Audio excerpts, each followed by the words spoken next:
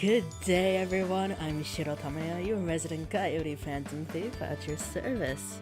Welcome, welcome. And yes, that was a new BGM. Some more Dova Syndrome BGMs. Wanted to try experimenting more with them, and I decided, you know, it's summer, might as well give a new one a shot. Actually, the one that I'm using, that I used for the intro, is actually called Summer Triangle. Thought it was fitting. And I'm using a new one also for the free dock screen as well. I figured it would be a good time to try to, you know, switch things up. But hello Fresh, Bison, Leo, and Maggie Loon. Welcome to the stream. Thank you so much for stopping by. I hope you're all doing well. And it's been a week. It's been almost more than a week. But yes, I am continuing and going to try to finish up the rest of the DDLC extra content. It's going, and that'll be, actually, it'll be the first game series I finish off on my channel, which will be definitely an interesting experience. I don't really have too many plans this month. I'm pretty busy, honestly, with outside projects. Lots of recording I still need to get done, and some lyric writing I have to do. That is, it's gonna be interesting. And also, hello Tomato Cat, welcome to the stream. Hope you're doing well. Welcome, welcome. But yeah, I'll definitely be trying to stream a little more. I have Kato Shoujo I need to get back to. After all, I want to start Lily's route. I'm still not really sure how to go about it because, you know, saves, but I might just go back to whatever save I had because I know I could have chosen between her and Hanako, and I chose Hanako. But yeah, I might just do that instead of playing through the intro again, but probably for the other girls, I'll probably have to play through the intro again. But we'll have Kato Shoujo, that'll continue. And of course, Pokemon Uranium. Uh, I need to continue to grind in that. I might do a little bit of the grinding on stream, to be honest, just so I can do a double long stream on it. uh, but yeah, that's the basic plan. As for a replacement for DDLC, I think I'll just have Pokemon Uranium take its like slot. I don't have a slot. It's not like I have a schedule. Why am I saying it like that? But who's my favorite girl? Monica with Yuri second. Which is actually good because I'm pretty sure we left off, we finished the side story Balance, which left the next one as actually Yuri and Monica, my two favorite characters.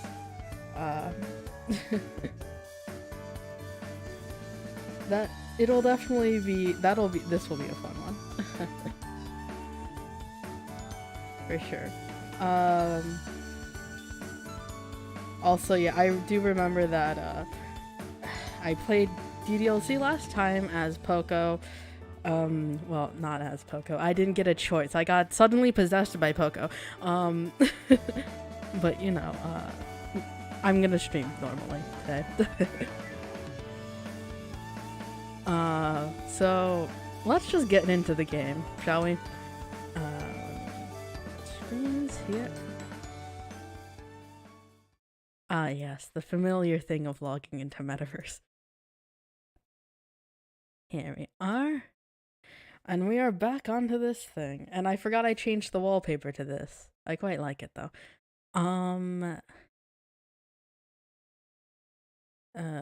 That's not, no. No, anyways. I don't know what I was looking at. Anyways, though, today we have the last two side stories. We have Reflection and Self-Love. I see that Tamaya is in the Monica squad. Yes, yes. Monica is just, she's such an interesting character, I think. And I mean, it's not just, you know, because she kind of carries the main point of the story of the main game. I just think her personality is very interesting. Along with Yuri, I feel like they're, for me, two of the most interesting characters. I like them all, though. They are all truly amazing characters that I love.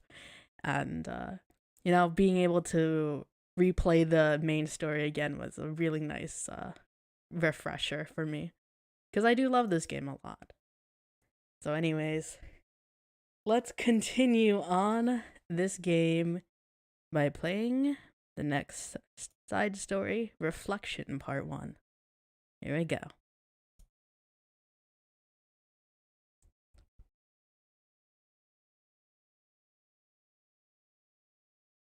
Oh, this music. Am I bothering you? No. Okay, just checking. It's hard to tell since you always look so into it when you're reading. It makes me scared to interrupt. Well, it's within my expectations to be interrupted when I read here. It's mainly when I'm by myself that I don't like it. That makes sense. I guess if you're here in the first place, then you're more ready to socialize, even if it takes a little bit of prodding. It's not so bad to be social if I let others do the work, so it can be healthy to put myself in a social environment every now and then. It's mostly difficult when I don't know anyone, or there are too many people, or everyone is being too silly for me to keep up with. Yuri glances across the room at Sayori Natsuki. Dang, shots fired there. Oh, frick yeah, good voice acting. I'm working on voice acting. I'm not the greatest at it, but I'm hoping I can improve more. I haven't been actually able to really truly practice. I guess visual novels are like my trial by fire.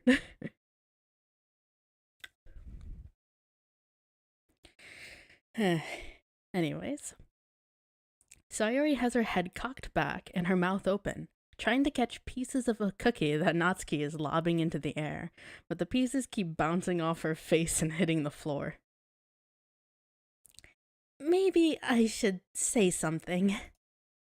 No need. They just ran out of cookie. What a waste.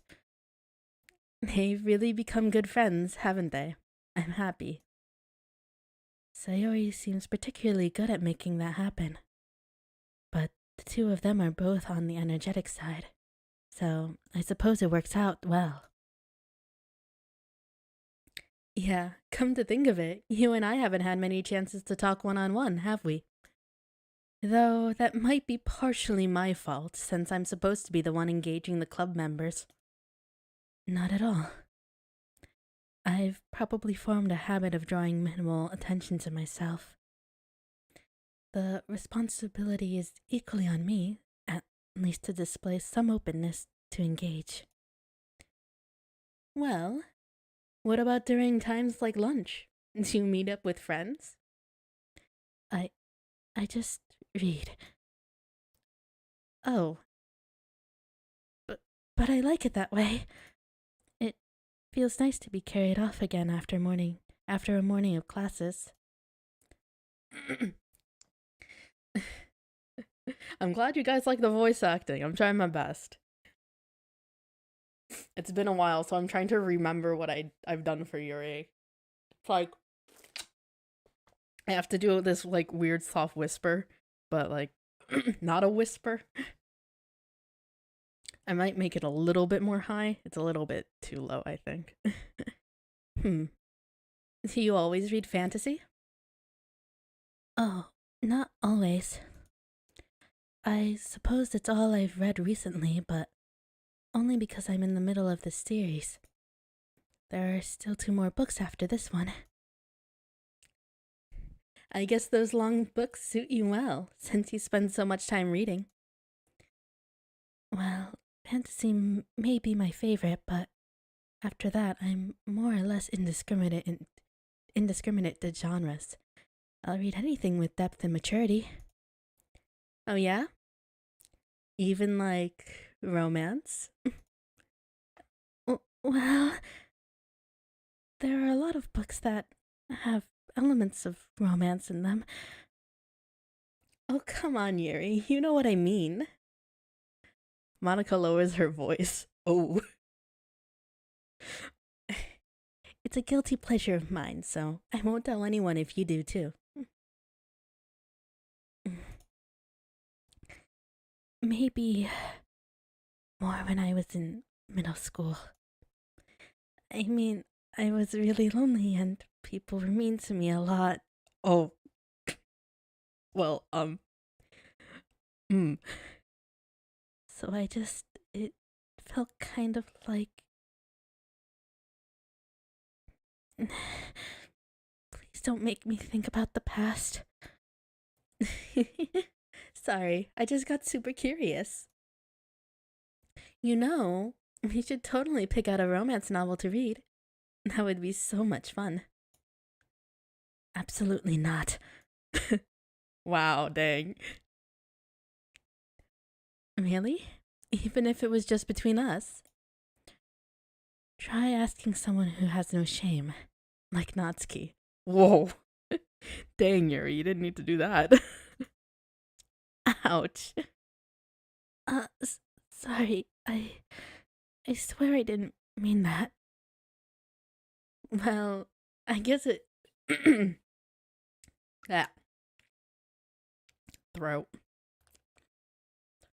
Well, I guess it was my fault for pressing you. I'm like that for things in my past, too. You know, things I feel too embarrassed to re-experience. There's nothing wrong with growing out of things. It happens to everyone. For instance, Natsuki's interest in manga reminds me quite a bit of how intense I used to be about my own interests. It makes me think that she'll likely grow out of it, too. Meanwhile, Natsuki. Hey, were you talking about me? No, we were just. Oh, we were just talking about how our interests have changed over the years. When did you get into manga, Natsuki? Hmm, like a couple of years ago, I guess. I was already sort of into it before that, but I wasn't really going hard until then. Oh, yeah? What was it that got you inspired to get more into it? I don't know. I guess, let me think. It was after I discovered a series I really liked. Yeah, I was just like really fed up with a lot of things, and I got super into this one series that I really related to. I guess I had an edgy phase where I just hated everyone around me, and I wanted to be by myself. Hey, kind of like Yuri. That's not it. Monica, why? I will say, in this in the side stories, Monica sometimes I feel like she's not aware of some of the things, the way she comes off with things.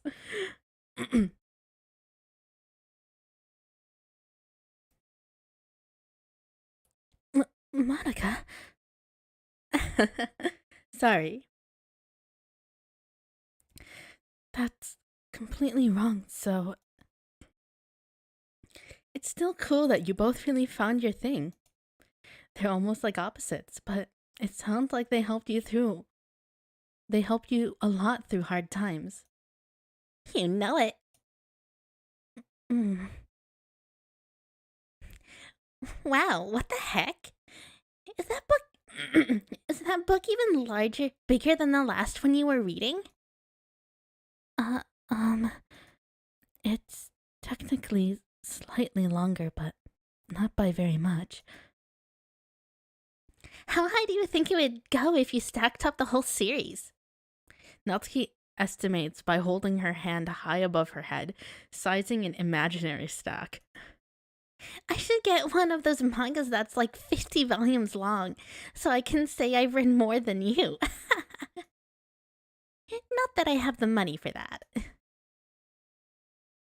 Please, that would hardly count when your books only have a few words per page. I know, I was just joking. I can never actually read books like yours. It's too boring for me. Yuri shoots a glare at Natsuki. It's not boring. Chill, I said for me, not you. I can have my own opinion. I just think it's too convoluted. Sayori, are those from the floor?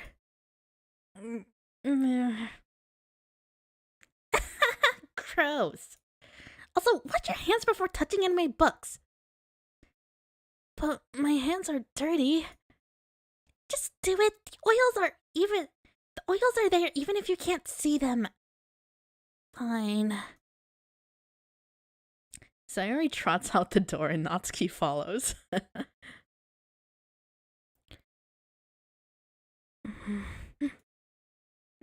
Yuri, you look a little upset. What kind of nerve does she have calling my hobby boring? Well, she did correct herself. Hardly. She was so condescending. I don't mind if she thinks it's not for her. I already understand that it's not for everyone. But she knows well how much these mean to me. So how about leaving me alone instead of needlessly telling me the things you hate about it? I'm sorry, Yuri.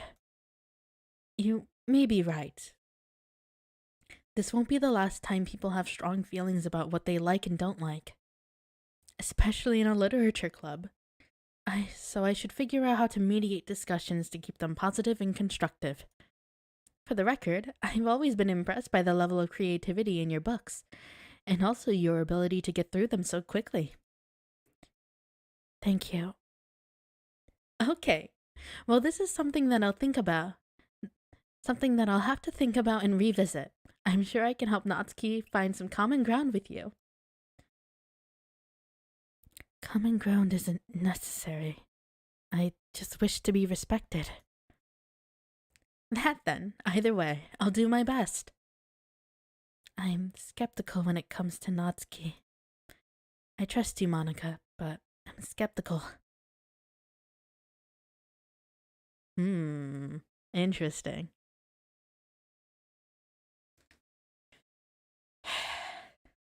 Okay, everyone. We have a special club meeting today. Bro, wanting to buy merch, then you look at your pocket and flies come out. Honestly, though, that is the eternal struggle. It is. Oh God.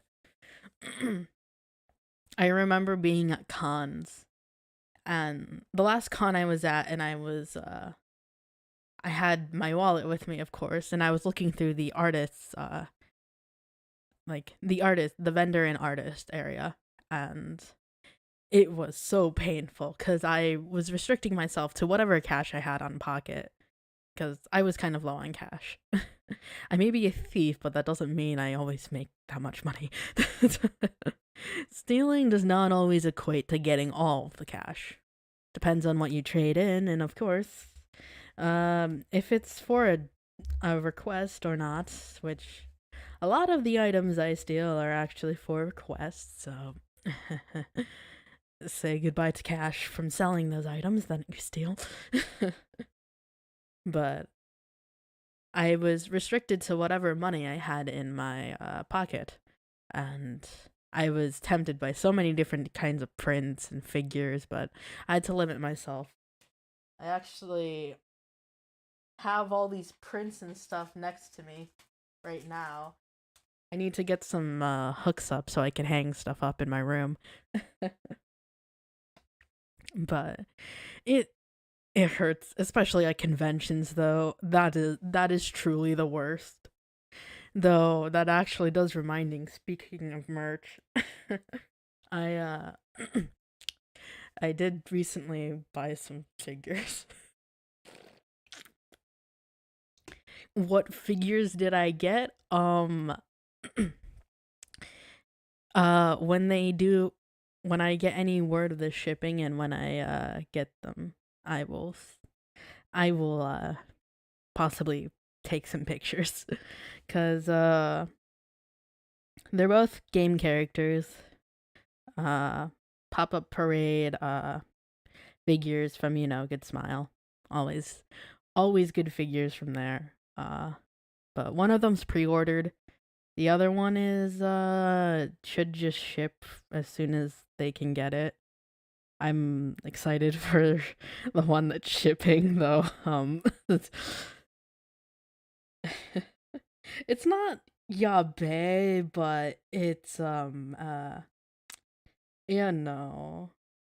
Let's just say if you know what Neko Para is, it's one of the characters from that, but I'm not saying which one. That's all I have to say. Anyways, back to the game, my friends. Back to the game.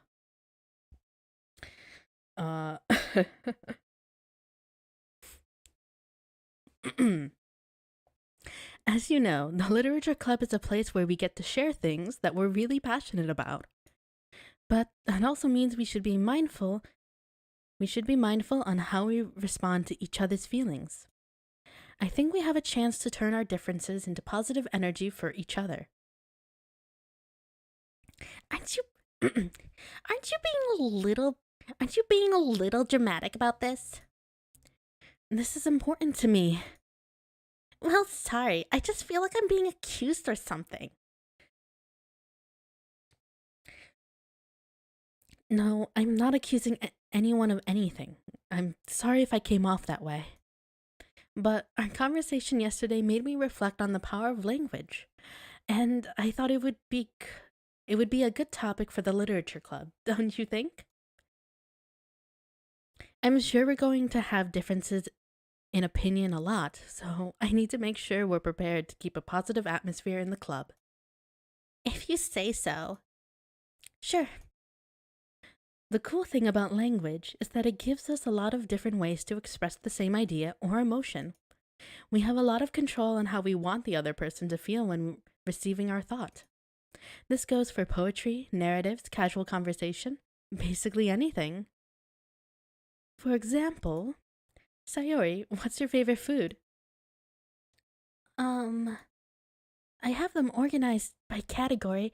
Should I start with snacks, or do you mean full meals? Should I include breakfast? Oh, jeez. Okay. How about your favorite fruit? That's easy. Cherries. Really? I always thought cherries tasted nasty. What? Cherries are delicious. Whoa, that's a pretty strong reaction. Well, I just don't understand how somebody could think cherries are nasty. How does it make you feel? I don't know. Sad? Defensive, maybe? Yeah, I got defensive. See, the reason you had such a strong reaction wasn't because I don't like cherries. It's because you felt like your opinion was under attack. This is such an interesting little conversation. I really like this. Ooh. But that's weird, right? Something like taste is completely subjective. But when I say something like I think cherries are nasty, I'm using objective language. I'm challenging Sayori's reality that cherries are delicious with my own, which is that cherries are nasty. Dang. Wait, hold on. How is that objective when you just said it was only your opinion? It has to do with the way our brains interpret words. You're talking about the reality of cherries, not your feelings about them. Like Sayori, let's rewind for a second and pretend I didn't tell you that I think cherries are nasty. Good. So, what if I said, like, I've tried cherries and they're not for me. It's not the kind of flavor I enjoy. Well, that's fine. As long as you don't call them nasty. Nasty is a nasty word. Thanks, Sayori. Okay, so cherries was kind of a weird example, but I think it gets the point across. This time around, instead of talking about the cherries, I just talked about my feelings, and Sayori didn't get defensive. So instead of clashing with each other, it's like we received an invitation to talk about our differences. Yuri, you don't need to take notes. I'm not gonna quiz you or something. I'm just imagining Yuri like scrunched up in a desk, slowly like pencil in hand, furiously scribbling. I know that. I was just... Sorry, I didn't mean to call you out. You can do whatever you'd like. But does anyone have any thoughts so far? Yeah, I just feel like I shouldn't have to put all my language through a filter just to protect someone's feelings. Well, you don't have to. The choice is yours on how you want to come across to other people. I'm only suggesting it as a tool to help you turn your differences into a positive experience rather than an argument. Right, Sayori? Whatever you say, cherry hater. Oh, come on. Sayori, I actually like cherries. I was just trying to help demonstrate. I was just saying that to help demonstrate. What the heck? I've been duped. I'm sorry, Sayori. I'll make it up to you later. How about a cherry sundae? You are welcome to dupe me anytime, my beloved president. It's so random, but it's so cute.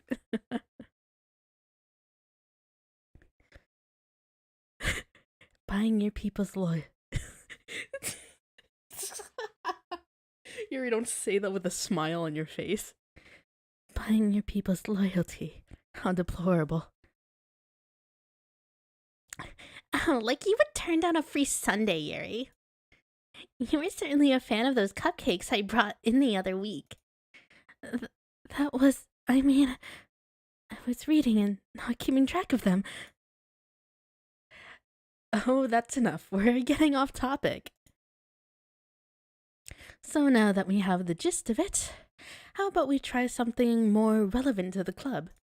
Like manga, right? Let's try having a productive discussion about our differences in opinion. Yuri, do you want to start? Well, I'd rather not, no. Aw, how come? Well, because I don't see how anything productive can come from that. It's just going to start a fight. No, it'll be fine. That's why I'm here to moderate. Let's just have a calm and rational discussion. Yeah, give me a little more credit. I'm not a child. You don't have to coddle my feelings. I always think it's more respectable to just speak your mind. Respectable? Yuri's expression changes at that word. As Monica recalls, being respected was the crux of the matter for Yuri. Well, the point of the exercise isn't exactly like... It's fine. I have nothing against anyone personally. You're entitled to enjoy whatever it is you like.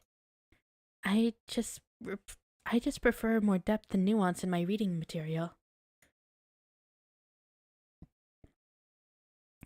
I look for stories that are imaginative and sophisticated beyond the surface level. Oh, well, that's just a misunderstanding then. I thought you were going to say that manga's for children or something.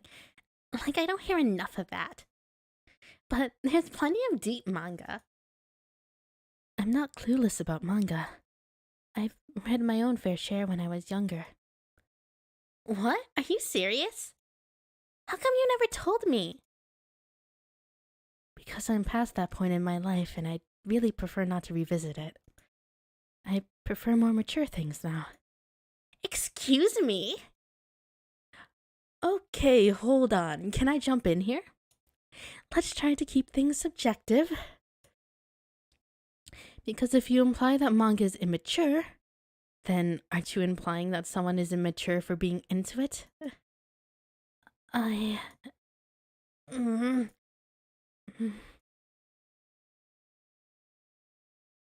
Well, maybe it's a little immature to judge people for having different tastes than you.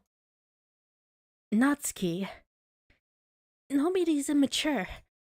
I've read Natsuki's manga and Yuri's fantasy, and I love both of them in their own way. Okay. It's great that you like it, but I still find it boring. Boring isn't subjective. Okay, it bores me. That's subjective. But, I mean, the thing about...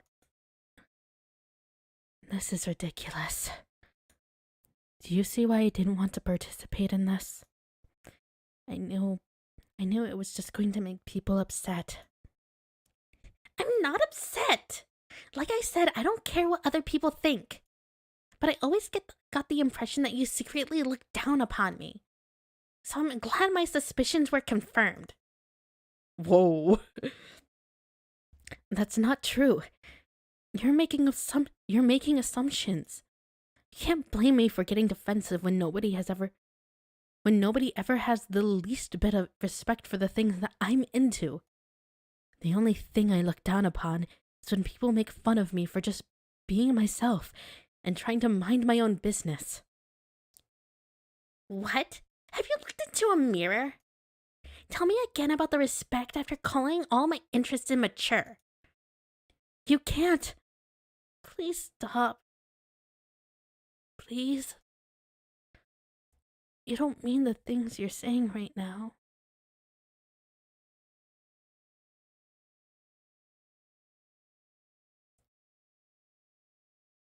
Oh, what the heck?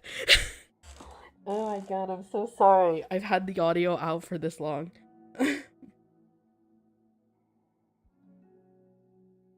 Why did no one tell me earlier? I've been streaming for 30 minutes with no game audio. My apologies, my apologies. Also, hello, Milky. Welcome to the stream. Thank you for catching that. Dang. I didn't know there was supposed to be audio. There's music. No one could hear the music. Dang it. Professional streamer here. Professional streamer here. Anyway. You don't... Okay. You don't mean the things you're saying right now. Let's just be friends.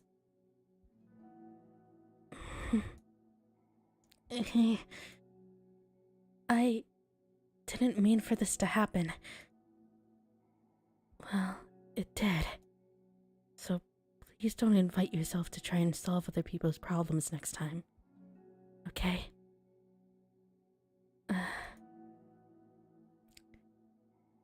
Holy crap. Yuri's piercing words send the clubroom into a choked silence. As she gathers her things, she leaves. Holy crap. Same, Natsuki, same. Holy crap. I've never heard her sound like that before. She must be so pissed. Well, you weren't very nice either, so... I was just saying... How did this happen? It's my fault. Yuri wasn't wrong. I should have tried to moderate the conflict. Moderate a conflict when I know how bad I am. I shouldn't have tried to moderate a conflict when I know how bad I am with dealing with conflicts. It was a really stupid thing for me to do. It's nobody's fault, and it wasn't stupid. Everyone in the club is a nice person. Nobody would have expected this. But I guess we're sensitive about the things we really love. Honestly, she kind of brought it upon herself. Like I said, I don't care if you're not into manga. But if you actually look down on them... Like I said, I don't care about if you're not into manga, but if you actually look down on other people for it. That's kind of the point I was trying to make in the first place. It's not about sugarcoating things. It's about recognizing and understanding our differences. Okay, but here's the thing about that. Yuri actually looks down on me. It has nothing to do with her word choice or anything like that. So, I see what you were trying to do, but I really think the problem here is her, not just like the way we talk to each other, right? I mean... Yuri isn't like that. She's a lot sweeter than you're giving her credit for.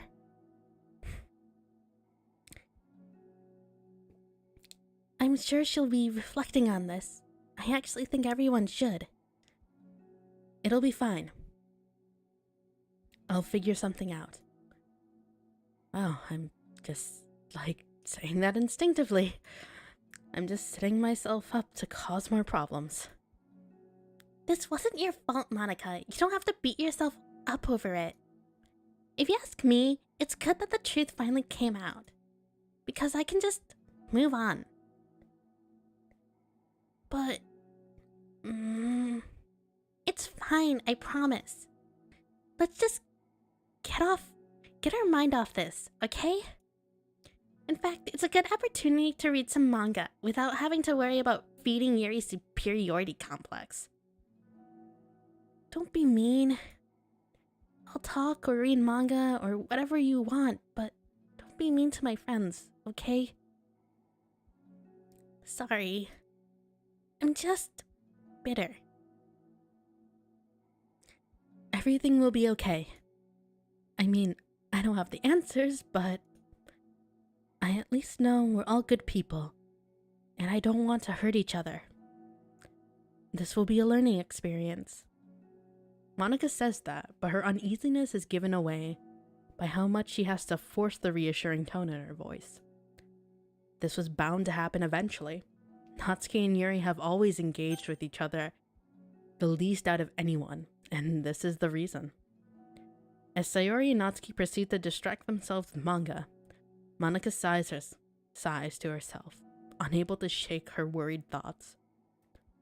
Will the club really have to come to terms with the fact that some members will be incompatible with each other? Monika desperately doesn't want to admit that, and she knows Sayori doesn't either. But for once, a solution doesn't seem to be in sight. Man. Oh, here we go.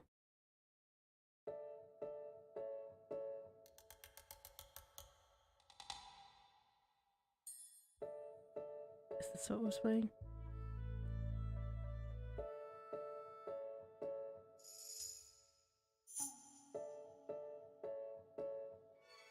I can't tell if this was...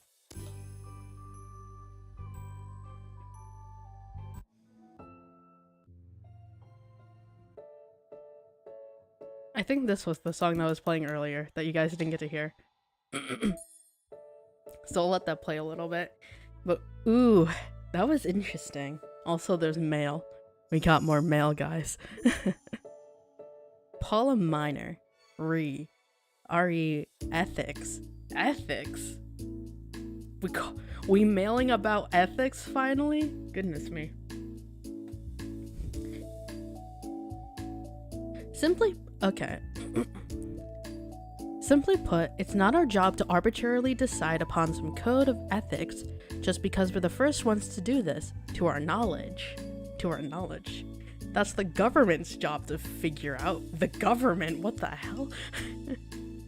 Long after we've made enough headway for it to no longer apply to us, it's fundamentally flawed to apply ethical reasoning to this anyway, because humanity's code of ethics is based upon nothing more than our knowledge and understanding of life forms similar to ourselves. We don't have the ethics for killing bacteria or plants, only for creatures that we can convincingly project our emotions onto. The human and our VMs operate completely different from us on a fundamental level, and therefore should not be taken any more seriously than a machine that's programmed to print "I feel sad." We're engineers, not philosophers. Okay. Is this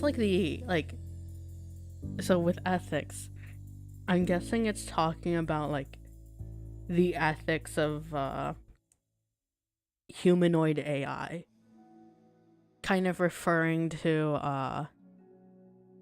I'm guessing it's referring to the Dokis, because from what I've gotten from these emails, it's like Metaverse Enterprise Solutions is having has a simulation of something with DDLC as the base or whatever,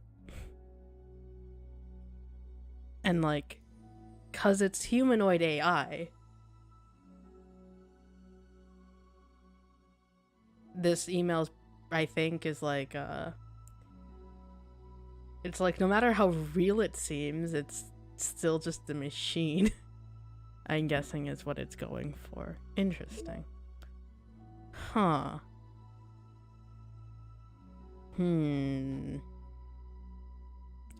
Oh man. The ethics of yeah, when you think about AI and stuff,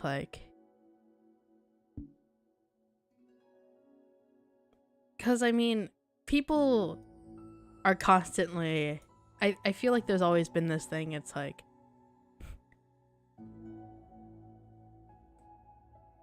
in current days, we overestimate how good AI actually is, how intelligent, I guess, AI is.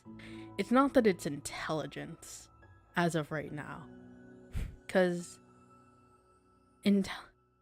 humanoid intelligence, to have humanoid intelligence is more than just being able to necessarily learn how to do a function, I guess.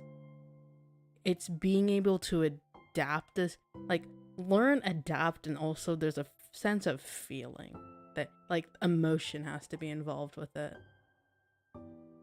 And this is kind of glossing upon that. It's like, in this case, though, it's like they're underestimating their, I guess, in this, like, scenario story that it's trying to convey, it's like they're underestimating the intelligence of their AI.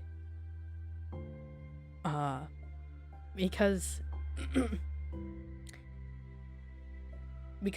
like, again, machine, like, AI intelligence for a machine, I guess, like, to, like, truly have an intelligent AI, I guess you could say, convincingly intelligent, would be a machine that can perceive and, like, feel, I guess, in a way. However the AI itself would be able to perceive and feel emotion, it would have to be able to, like, actually feel emotion in a sense. Because emotion is a big part of intelligence in itself, which is weird to explain because it's kind of it's just an overall weird subject. It's not an easy subject because it is, in its sense, very philosophical. But, oh, that's so interesting though.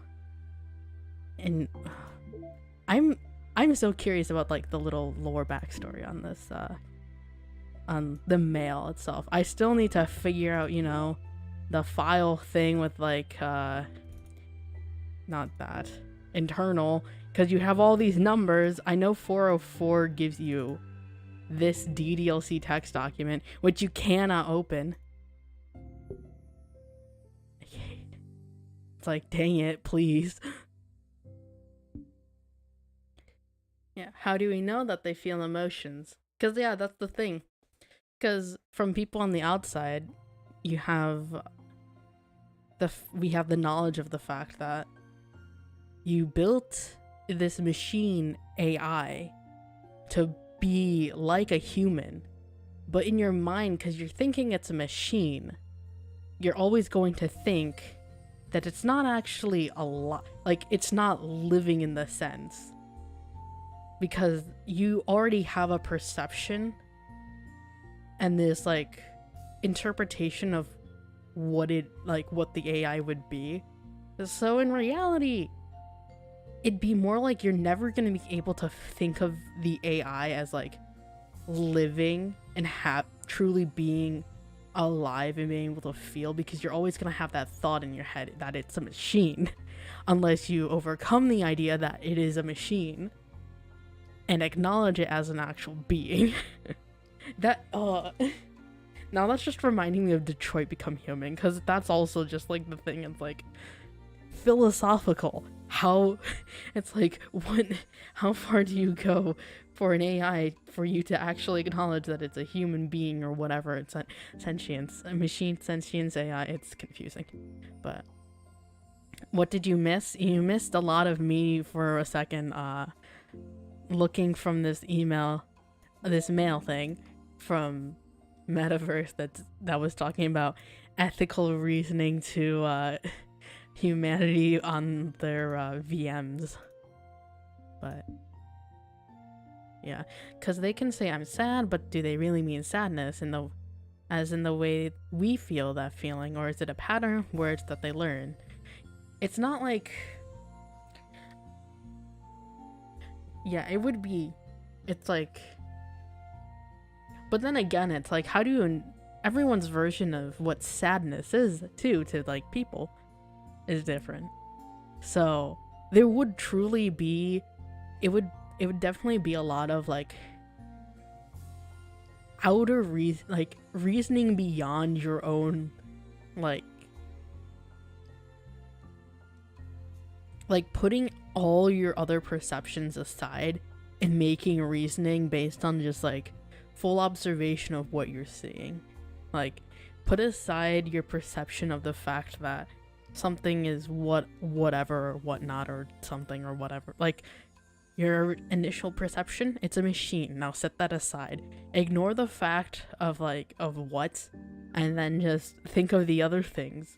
Perceive and be like, okay, can you apply what or what so to this like concept or whatever? And then if you can, I guess it's like, yeah. It's so confusing. I'm confusing myself talking about this. Let's not talk about this anymore, and let's move on to the next part of reflection. Let's begin the side story. Okay. A new day arrives. Sayori arrives at the club room earlier than usual. That is, not late.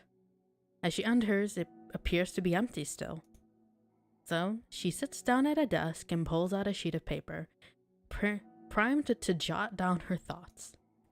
Sayori has made a habit of scribbling her thoughts and feelings onto paper, whenever possible, as it tends to serve as her best inspiration for poetry.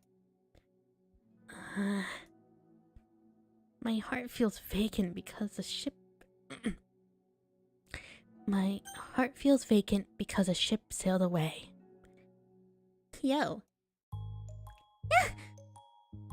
Natsuki? That was a sound. Anime girl sound. It's like, how? I feel like I can't do those kinds of voiced sounds well. It's not something that comes naturally. Natsuki pokes her head out from behind the closet door. Sorry, I didn't mean to scare you. But it would have been a lot more awkward if I didn't say anything. I know you want me listening in on your poetry thing. Yeah. Thanks for realizing that. Should I let you finish that up then? Oh, no. I just do it whenever it's convenient. You're not interrupting. Where's Monica, by the way? Oh, she's out in the hallway. Huh? Why's that? Huh? Why? Well, just in case she runs into Yuri. Sometimes Yuri is too nervous to come into the club room herself, so... Oh. Jeez, does Yuri really let things bother her for that long? She can't control her feelings. For some people, it's really hard to cope when you get a bad thought in your head. Maybe you can distract yourself for a little while. But as soon as it's just you and your thoughts again, it comes back. I just want us to have a normal club meeting. It's a lot easier to pretend like it never happened if we all just ignore it and move on. I don't want to be bothered by this. It's so stupid. Her opinion of me doesn't matter anyway. Besides, it makes me feel really guilty and I hate that too.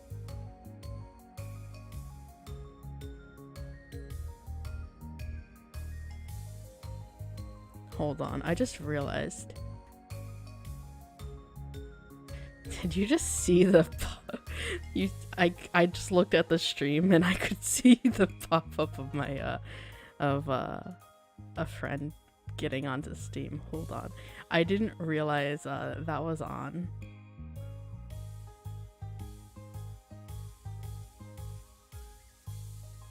Hold on, how the heck do you turn off Steam notifications?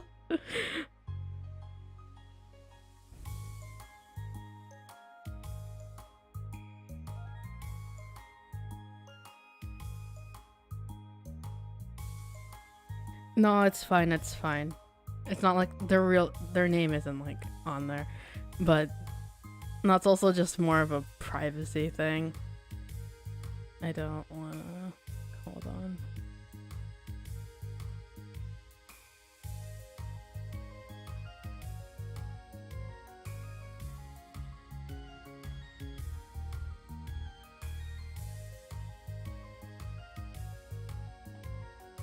Uh, hold on.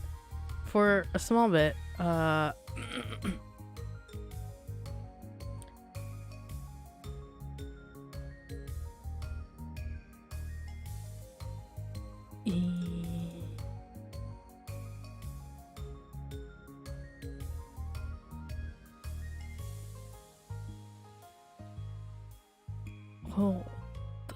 Uh.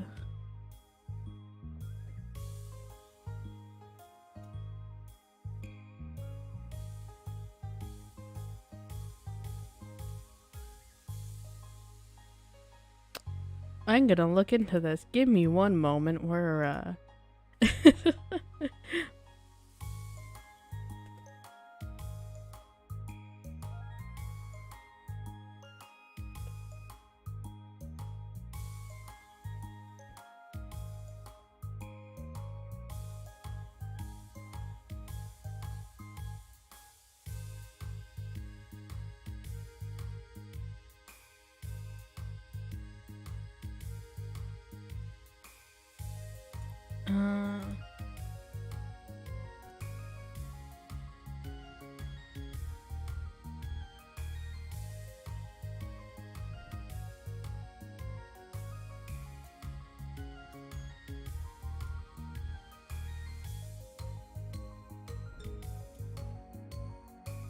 uh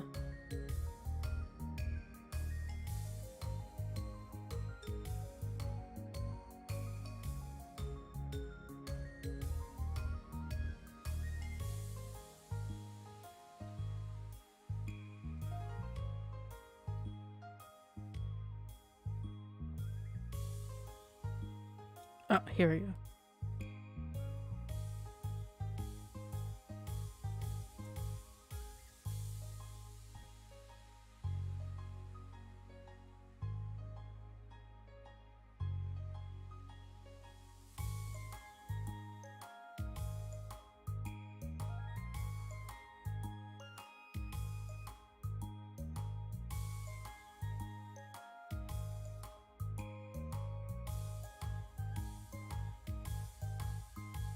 Okay, I think I fixed it. Okay, I just learned about settings. Alright. Okay, that should solve the other thing. I didn't realize there were settings for that, and I didn't realize people could see that. But I know now. Anyways, let us continue on.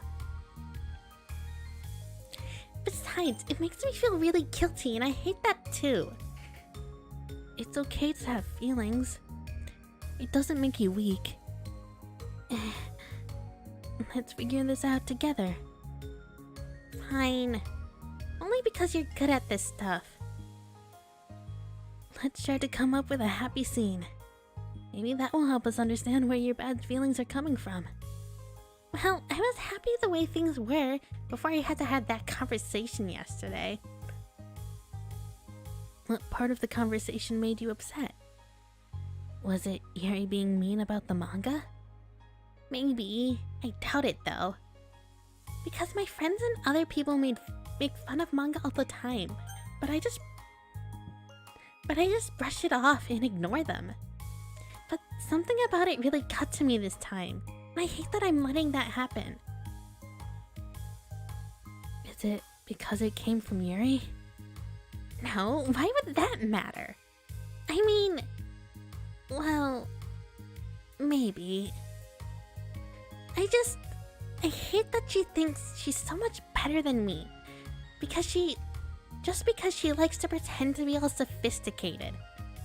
Yeah, that's what it is. Or at least other people decide that they don't like me, or manga, or whatever. But Yuri acts like she's too good to even give it a chance. I'm sorry. Everyone deserves a chance. Yeah, exactly.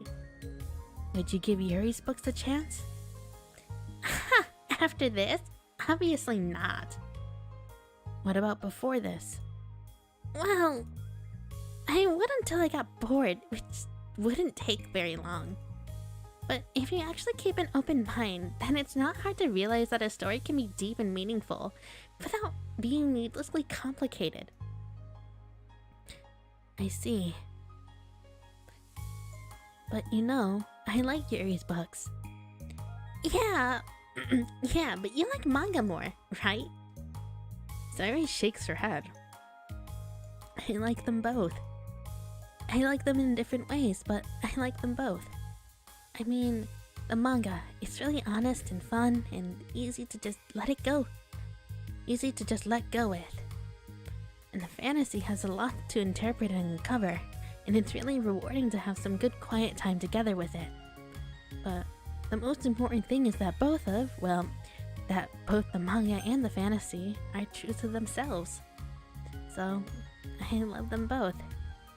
And I think there's room for both of them to be in the same club together. And I just feel like maybe they have more in common than you would think.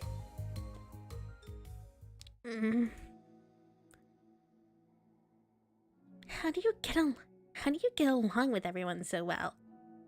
I always get into fights with people. I have to go, but enjoy the stream, y'all. Your voice acting has been great. Thank you so much, Milky. No problem. Have a great rest of your day. Thank you, thank you. Like I said, it was with Monica. When I was new to the club. And then it was you. And now it's Yuri. And I'm always like, oh, that person is being such a jerk. And if they just realize that, then we could at least get along. But nobody else has this problem. I just keep running away from the reality that everybody's just a jerk to me because nobody likes me. And I don't know why, and I don't know what to do about it. I don't know what's wrong with me. I hate it. Natsuki. Sayori puts a comforting hand on Natsuki's shoulder. Dang. Ugh. You're a wonderful person. You deserve to be loved just as much as everyone else. Everyone has a different way. Everyone has different ways they like to communicate, you know? And sometimes that makes it harder for us to understand each other. I think that sometimes we get lucky and we make friends who are really good at the same kinds of communication. And it feels like you magically connect with them. But other times, even if both people are really nice, it's easy for them to misunderstand each other, or to get the communication wrong. It's something that Yuri struggles a lot with too. It can be really hard. It takes a lot of, reflection and self-awareness and vulnerability. I'm bad at that one. Vulnerability. I always have to be the strongest. What do you mean? Tell me about that part of you. Well, it sounds stupid, but I'm really used to people being mean to me. Like my friends and I guess my dad. Like when I don't get good grades or even stupid things like if my room isn't clean. So, what am I gonna do? Cry about it? If I let myself get upset, then it's just letting them win. I'm better than that. I'm better than all of them. So, things always have to be everyone else's fault. It feels like if something goes wrong, and there's even a tiny hint that it might be my fault, then I just get really angry. And I find ways to blame everything else instead. Do you see yourself better? Do you see yourself as better than Yuri? If I said that, then I would just sound really full of myself. No. Our thoughts and our feelings are two different things. Even if we don't like our feelings, we have to understand them if we want to learn more about ourselves. If we want to learn more about themselves. That's That's a part of vulnerability, you know? Yep. Accepting that we have feelings that we don't like. I hate that. My feelings make me a bad person. Because my feelings just want to tell me that I'm so much better than her. That she's a judgmental know-it-all who's stuck in her edgy phase, and that I'm just way above that garbage. But I'm terrible for feeling that way. You're not terrible. You are not your feelings. But You are not your feelings. Say that to yourself, out loud. fine. I am not my feelings. The way I like to picture it is that those feelings are like your roommate. You live in the same house and you gotta see each other every day. And even if you can just ignore each other most of the time, you're gonna run into each other every now and then. It's gonna make you feel like poop. So the other option is to get to know each other. You can communicate and learn from each other, and maybe even help each other change for the better. Does that help you understand? Wow, that's... Dang, the dialogue is so well written. I love it. I love it so much. How do you know so much about this stuff? Oh. Sayori. Give the cinnamon bun a hug. God, she needs it. I just have a roommate that can be really hard to get along with. Called depression. Oh. And she said it straight like that. Dang. Oh. Wow, that hits even more.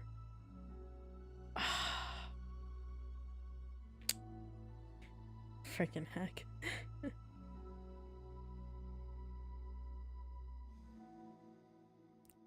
Depression?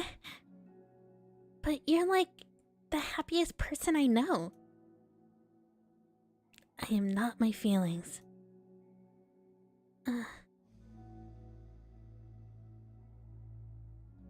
I want to be a good person like you. Aw, you little sweetheart. We're all good people. You and Yuri and Monica. And I think Yuri will eventually learn that about you.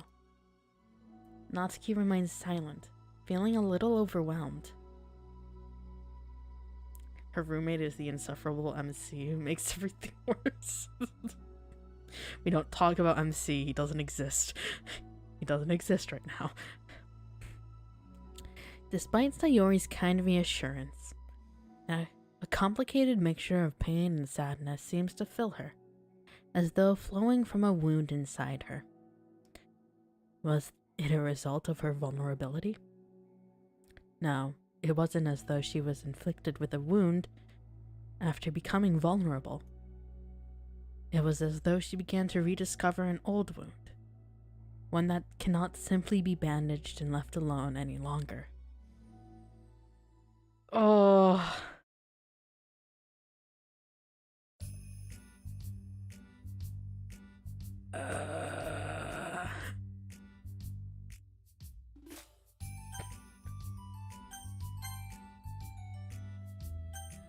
Oh, there's that BGM you guys didn't get to hear before. God. The atmosphere changes are insane. Have an emotional roller coaster, the game said. It'll be fine, they said. Wow.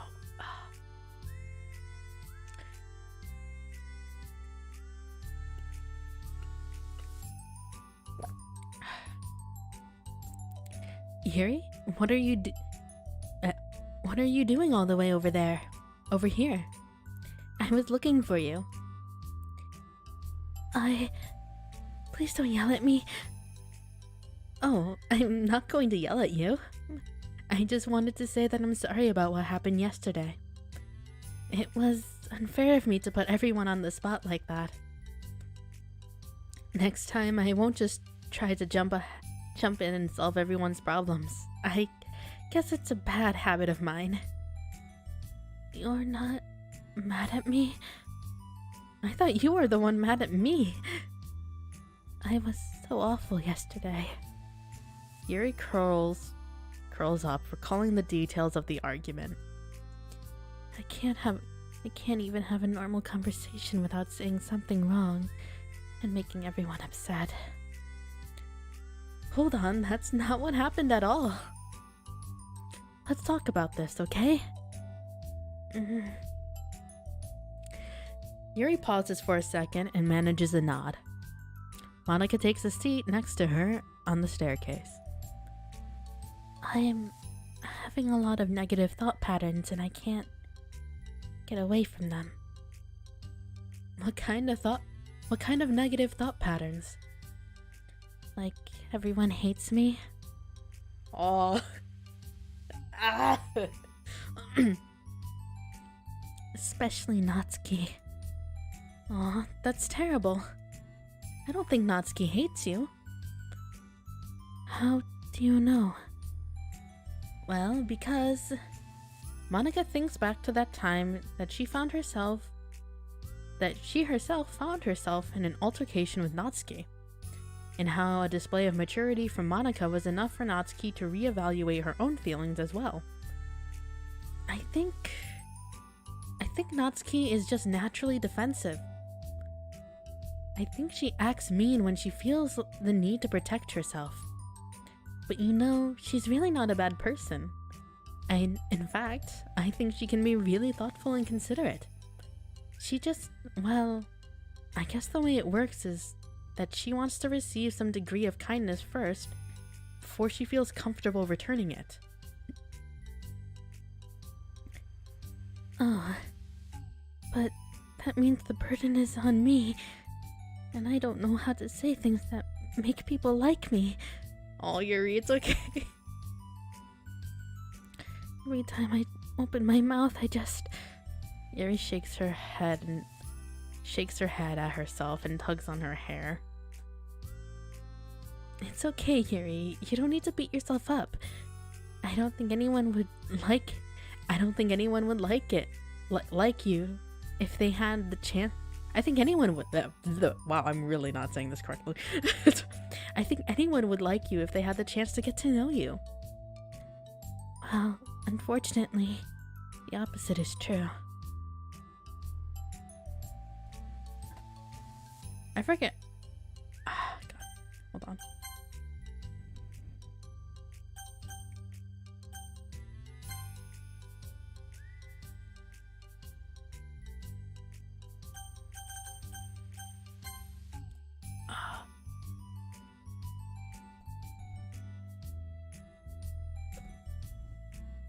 God, I can't remember how to hide this stuff. It's fine.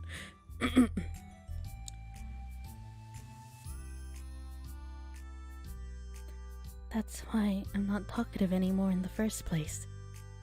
Because everyone used to think I was weird and talk about me behind my back. That's just what happens when I draw attention to myself. Even Natsuki said she found it more respectable when people speak their mind. So I did, and she hated me anyway. That was enough to confirm my fears.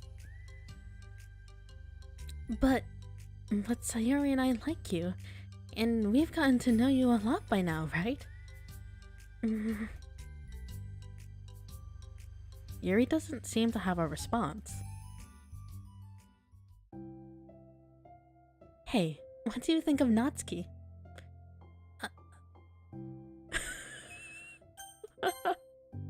What do you think of Natsuki? She said, and then I don't think about her.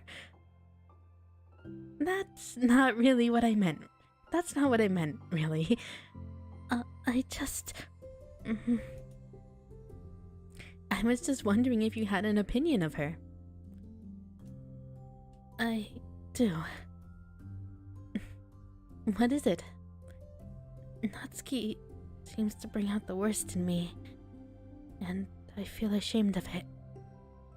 I like to think of myself as a fairly sophisticated person, so for someone to just treat me like I'm inferior, despite my tastes, that's just the worst kind of insult coming from someone like her. And it makes me think bad things about her. But everyone else seems to like her, so the only explanation is that it's me who's doing something wrong again.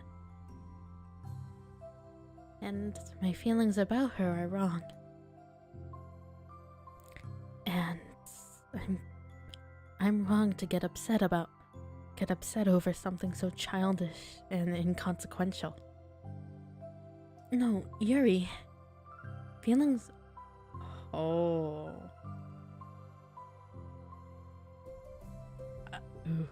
Ooh. Feelings are never wrong. Well, they're not right.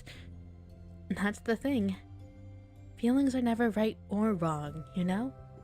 Man, oh, it's so good. They're just a state of being that we don't always have control over. But that doesn't mean they have to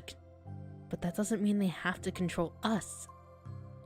I feel like that's something I learned around when I first started the club. We can hate ourselves for feeling a certain way about things. Or we can, just acknowledge that they exist and try to understand them better. I could never be mad at you just for feeling a certain way. It's about how you handle them. And I think working through feelings is a great opportunity for teamwork.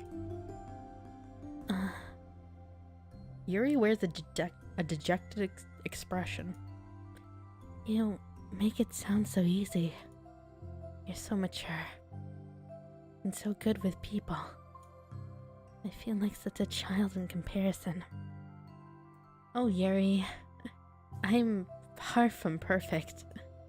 But these are learned skills. They didn't come naturally to me either.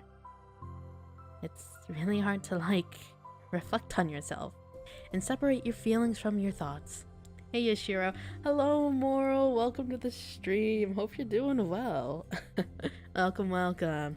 Everyone, introducing Moral Truth. He's a cat VTuber. He does a lot of reaction content to other VTubers, such as Hololive and Niji Sanji. Please go check him out and show him some support. Welcome. Oh man. Dang. I just want to be a good person. Well, I think it takes a good person to get this far. That's not good enough. I want to be able to communicate with her. Communicate what? How I feel. Have you been well, Shiro? I'm doing well, thank you. Just busy and tired.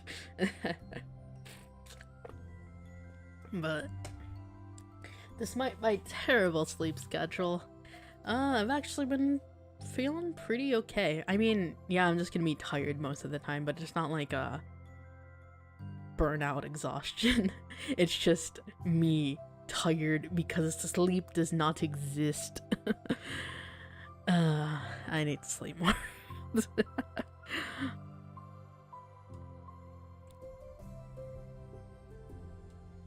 How it makes me feel frustrated and upset when she's so negative and dismissive of the things that mean so much to me.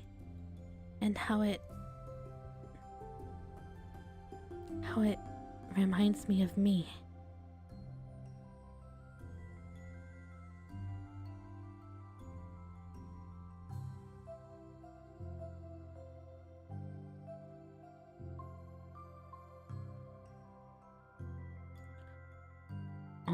Oh, because I know what it's like to feel misunderstood and angry at everyone.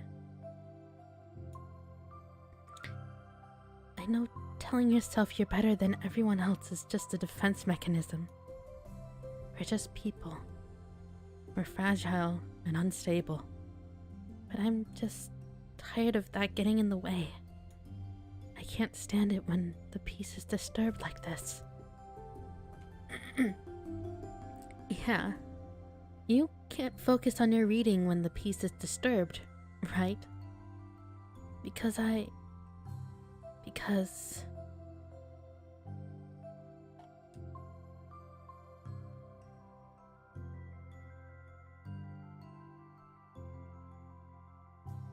the literature club should be happy for everyone. Monica looks at Yuri in adoration. I feel like Sayori must be rubbing off on me because I really want to hug you right now. Hug. Hug. Just hug. It is never wrong.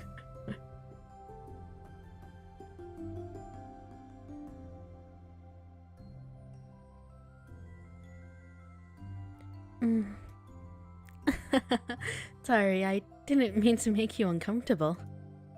No, I mean, well, if you wanted to, then I really wouldn't mind. So, aww. Ooh. Monica pulls Yuri into a short embrace. Yes. Adorable. So cute.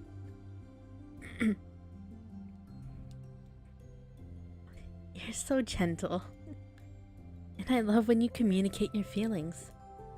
I feel lucky to get to see that side of you. And I'm sure Natsuki will too. I'm going to write her a letter. Oh, a letter? What a great idea.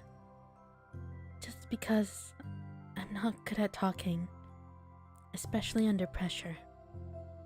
I always let my feelings get the best of me, and I forget to say all the important things, and I say things I don't mean. Well, I think a letter would be wonderful. Such a nice way to communicate. Yuri's face hardens with determination. People don't naturally gravitate towards me like they do for you and Sayori. My personality just isn't suited for that, and I wouldn't want it to be. But something I've learned is that friendships don't always just magically appear out of thin air. For instance, I would have never seen myself making friends with someone like Sayori. We're opposites in a lot of ways, but I'm friends with her because she put so much effort into understanding me so that we could get along. I think it was the same with you. You both gave me a lot of time and patience. And I wonder if she feels the same way. Natsuki? Yuri nods. I always thought that if I wanted to make more friends, I had to be somebody I'm not. That there's a type of person or a magical formula that I have to follow in order to make someone like me. And that's just like me to think that. Always so occupied with myself that I fail to understand other people. Yuri shakes her head. Friendships happen when you think about the other person. And you offer time and effort to understand them, and respect them, and trust that they also want to be a good person. That's what I learned through my observations in the literature club. Observations? Monica is caught by surprise. Yuri has always kept to herself so much that it's unusual to hear her suddenly talk about the club like this. But Yuri gently smiles to herself. You always let me listen to your thoughts about people. Sayori too. And it makes me happy because I learn a lot of things. That's so sweet. I had no idea it meant that much to you. Monica never thought much of it, but in the past weeks, Yuri always seemed to be especially attentive when it came to the problems and concerns of others, always wanting to listen and learn more about her friends in the club. It's true, Sayori and Monica are naturally more comfortable with other people, and can more easily work through situations of conflict, but that doesn't make them better people. Everyone has strengths and weaknesses, and the capacity to improve. The first step towards improving oneself is reflection and self-awareness. It's something that Yuri never gave herself enough credit for, but that Monica can recognize as an incredible trait. And with that, her confidence in the club is restored.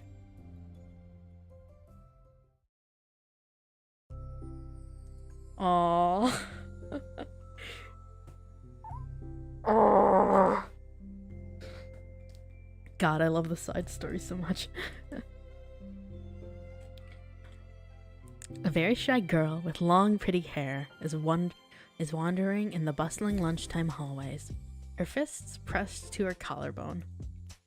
When she finds the literature club president's classroom, she stands at the door, glancing all around her before peering inside. Monica is sitting and chatting with a group of unknown friends. Yeah, as expected, this was a bad idea after all. Suddenly, Monica glances towards the door, making the girl panic and duck out of sight. Before she can regain her composure and decide for sure to leave, the classroom door gently opens.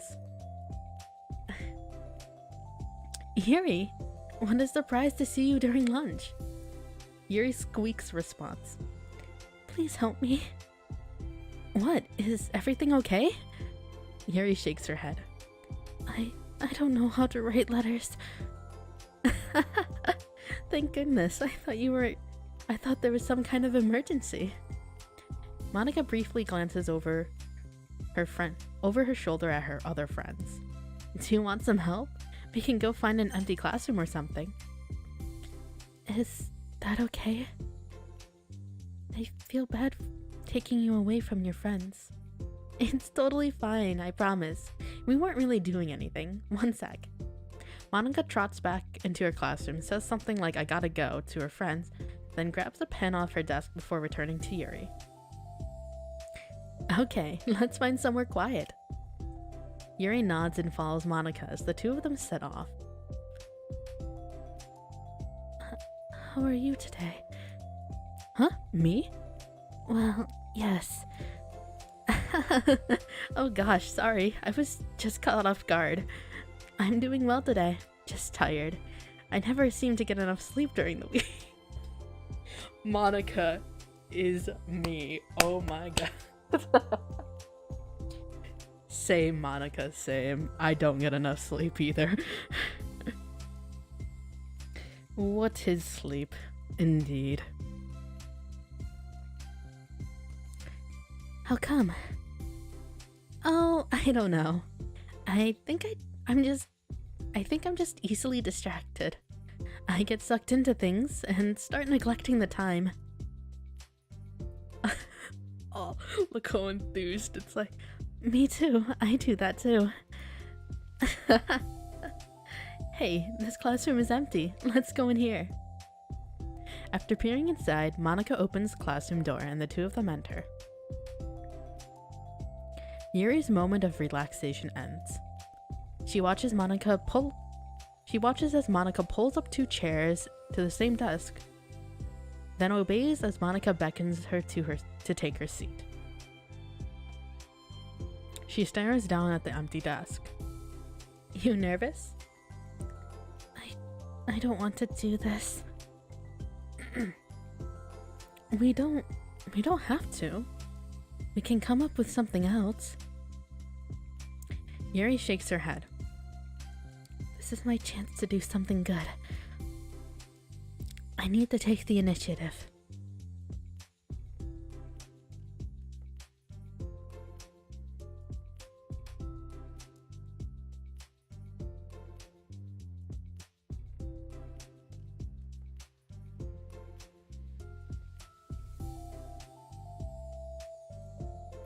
Gosh, you must be really determined.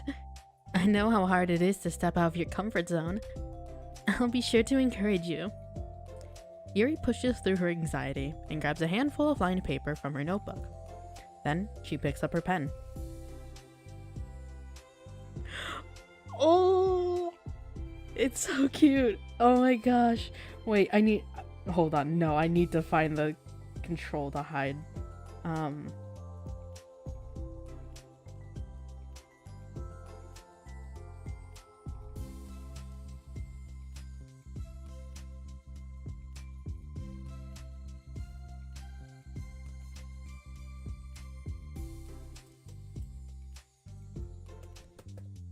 What the heck? How do you hide the thing?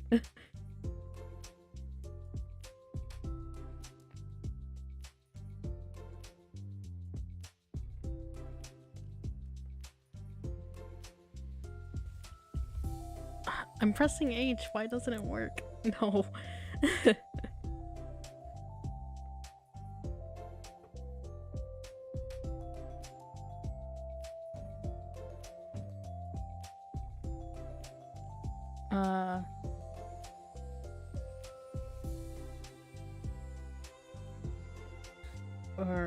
Let me see. Nope, that didn't work.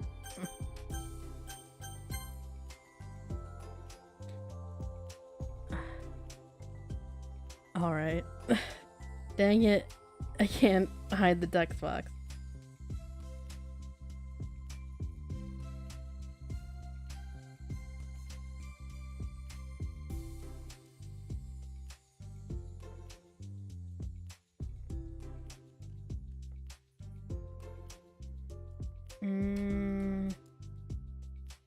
Hold on.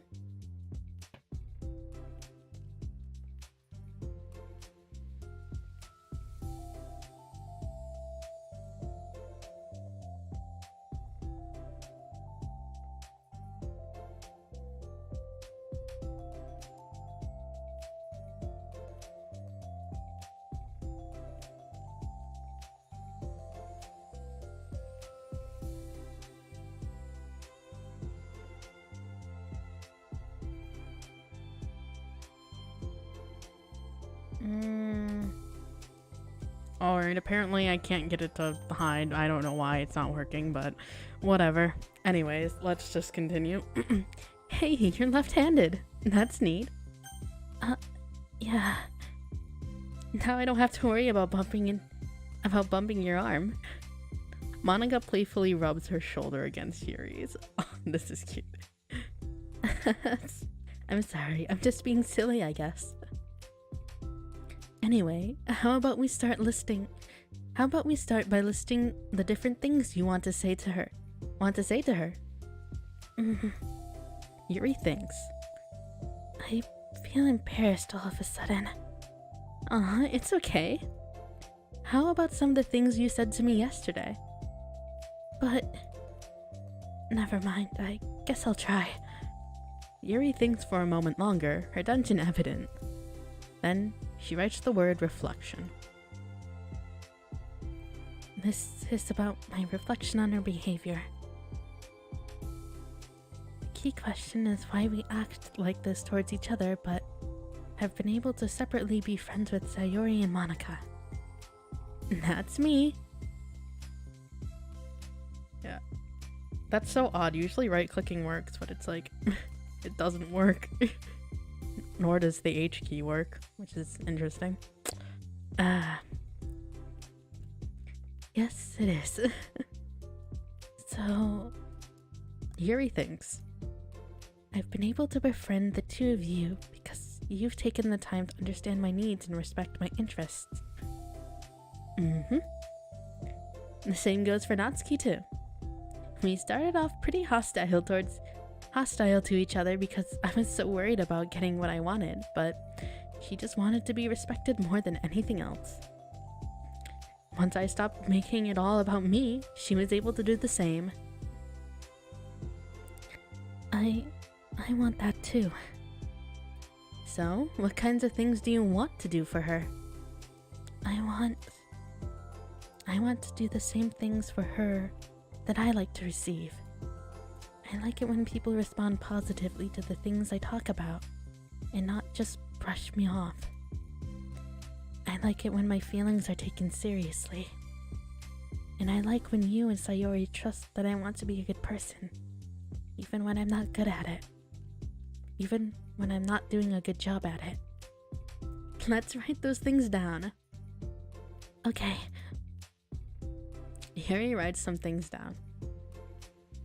I think the most important thing to remember here is that Natsuki is feeling vulnerable, so we should make sure that the letter puts her first. It's hard when you're feeling hurt, but it helps to just tell someone all the things that they're doing wrong. Wait, but it never helps to just tell someone all the things they're doing wrong. I think first you have to make sure that they know you're ready to respect them and listen to them, and admit the things that you feel you could do better. Then finally, you ask what you would like in return. How does that sound for the structure? It could be 3 paragraphs, one for each of those points. I like that. Oh, look at her smile. My thoughts were so disorganized, I had no idea how to come up with any kind of structure. You're so amazing at these things. Oh, stop. Oh, look at them smile. Oh, precious. You've done so much more than I have, you know? You spent so much time reflecting and being open-minded. That's the hardest thing for anyone to do. All I'm doing is helping you put it on a piece of paper. So, I think you're the amazing one. Monika gives Yuri's hand a quick squeeze.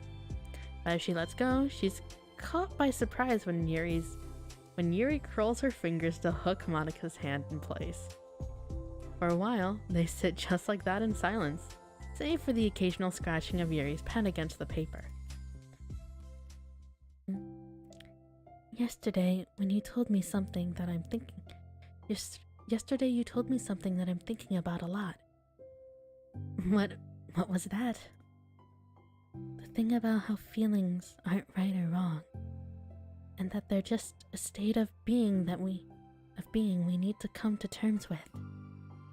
It made me think about how a person's behavior isn't always just how they decide to be.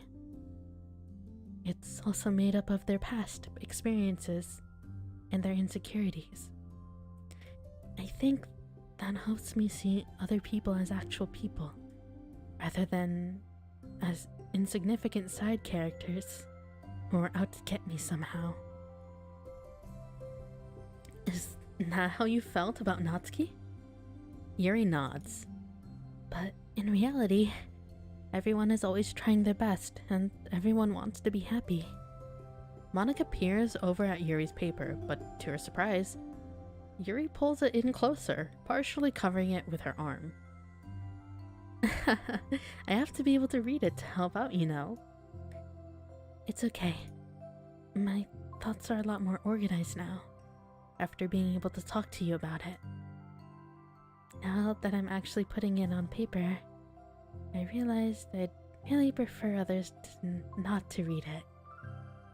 Yuri laughs softly to herself, a rare expression. I'm kind of glad to hear that, actually. I somehow keep finding ways to butt into this whole thing. I've done enough damage. But it's also been so wonderful talking about this. I mean, I always thought you were really smart, but... Yuri smiles. I will always be terrible at these things. People are just so incomprehensible to me. I'll never get the hang of being one. But listening to you so much has really helped me make sense of some things. So just don't call it damage, please. Monika gives Yuri a gentle smile. I can't believe I came to this club looking for fantasy geeks, and all I got was real friends who value me. Is that a joke? Of course it is. I still can't tell with you. Sorry. No, I love it. Please never change. As you wish. Oh, that's so cute. I'm not gonna... You're gonna hear me say that a lot about these side stories. I'm just gonna keep gushing and saying, it's all so cute. Because you know what it is. Okay? It really is cute. You cannot tell me otherwise.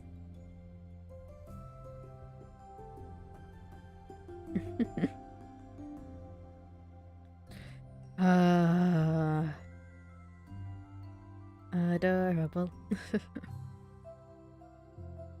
Yuri glances at the clock. We're almost out of time. Will you be able to finish? Before the end of the day, probably. But I don't want to come to club on the same day that Natsuki reads it. I'm too shy. I can give it to her instead if you'd like. Yuri nods. As long as you promise not to read it. Of course, I promise. Thank you. Yuri exhales and the two stand up. I'll message you when it's ready. Monica nods. Good luck. I'm here if you need me. Yuri returns a nod and the two depart.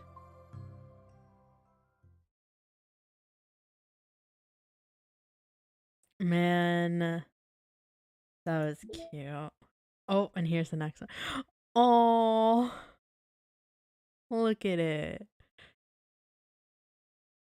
Acquisition procedure. Finish the side story reflection too.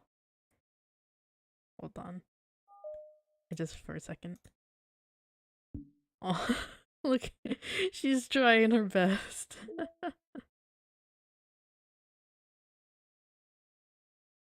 All the side story pictures, like the ones that you get for all this understanding, is really this one, Monica's.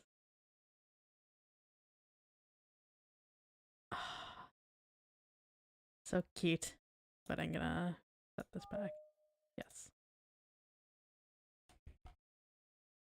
And the other thing we get, the CG. Oh, so cute. It's so wholesome. This is interesting though. There's 1, 2, 3. There's 3 CGs.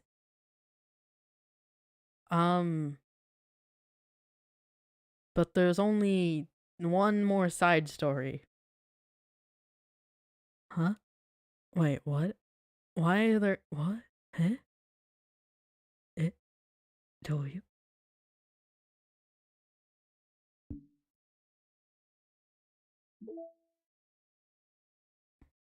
Huh.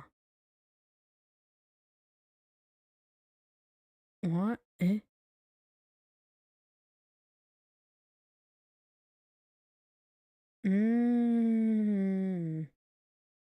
Huh. That's interesting. Well, actually, you know what? While we're at it, I'm gonna look into some of, like, unlocking from the files the internal.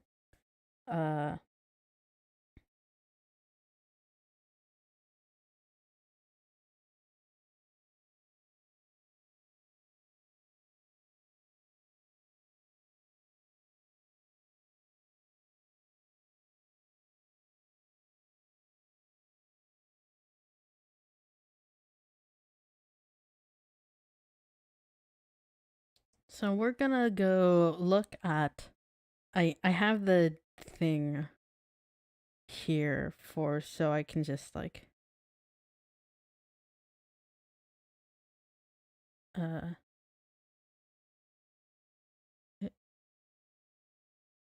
what the heck? Access keys found so far from tower rotation. Key pair 1 gear. 2:40 clock time 2221, a 3-digit combination somewhere. Key pair 2 boat, key pair 3 spaceship, key pair 4 question. I didn't know. Ooh.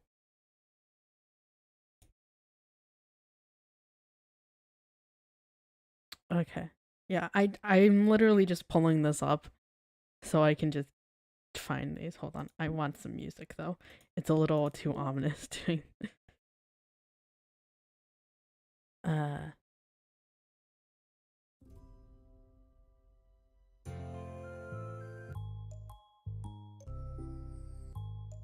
I'll do this one.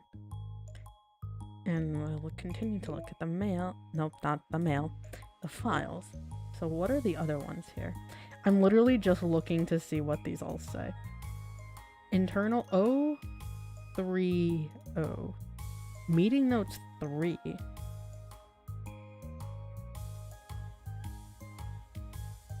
Hold on, wait. I want to see the other meeting notes first. So I know one's in backup. Yeah. Encryption Monday. No excessive. I need to be more assertive about saying topic.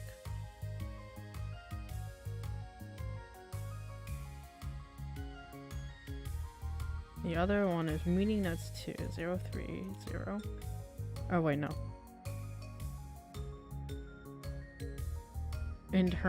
Oh, okay, wait.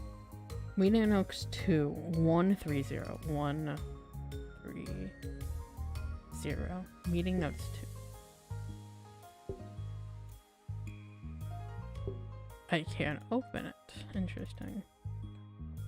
Do I have to unlock something first?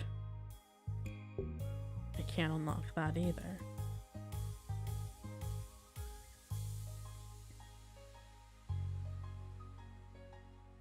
Another one is 1, 2, 3. Track 06 name ideas. Yeah, can't touch it. 221.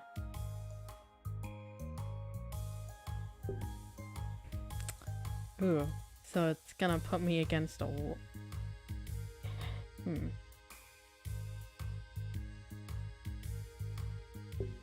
Mez. Do I have to unlock everything first? Maybe that's it? 501.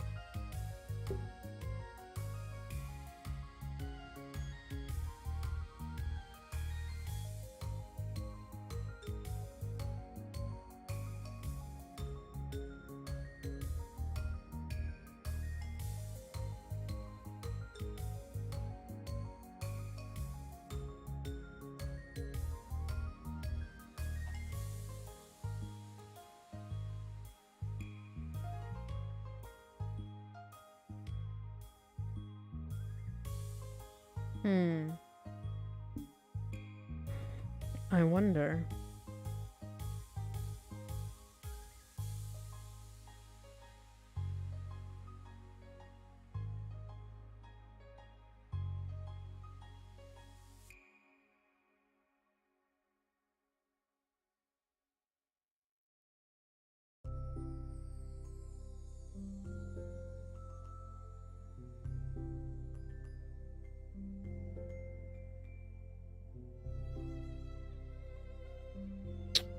Oh, what the heck?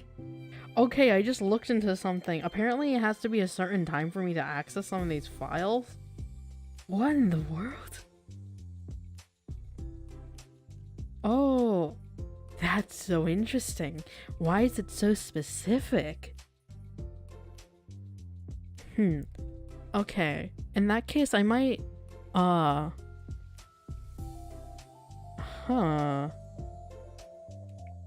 Yeah, it seems all those hidden files, it has to be a certain time. One of them's 12:55. Like, apparently it's AM or PM, but you can't access it unless it's that specific time. So, the third meeting notes is available at 1:58. DDLC text file is available at 12:55. The track 06 name ideas is available at 4:30. Meeting notes 2:9:15. Project plan at 2:40. Mez TXT at 8:33. Wow, some of these are real specific. 14D text file 2:14. In that case, I might wait to start self-love and just wait for 12:55 to show up so I can unlock that one. And then I'll go through self-love, possibly try to get the one that's available at 1:58. And yeah, the only other ones that I might be able to get would be the 1:58 one, the 2:14 one, and the 2:40 one. 4:30, 9:15, and 8:33 kind of not available for me, so I might just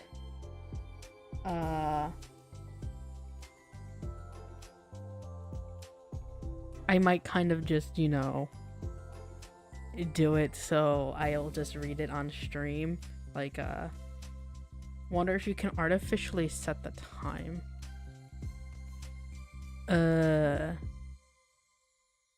Data collected 82%. God, I feel like the data collection is gonna have some kind of like, God, this game just keeps confusing me. Why so specific with the times? Is that like related to when they were like the time, like the idea that they were created at this certain time, and that like you need to, and that's why you can only access them then? Because to be honest, I think I might like get on to since some of them I'm probably not gonna be able to access tonight, and I would like to wrap up DDLC Plus, hopefully. I may, you know,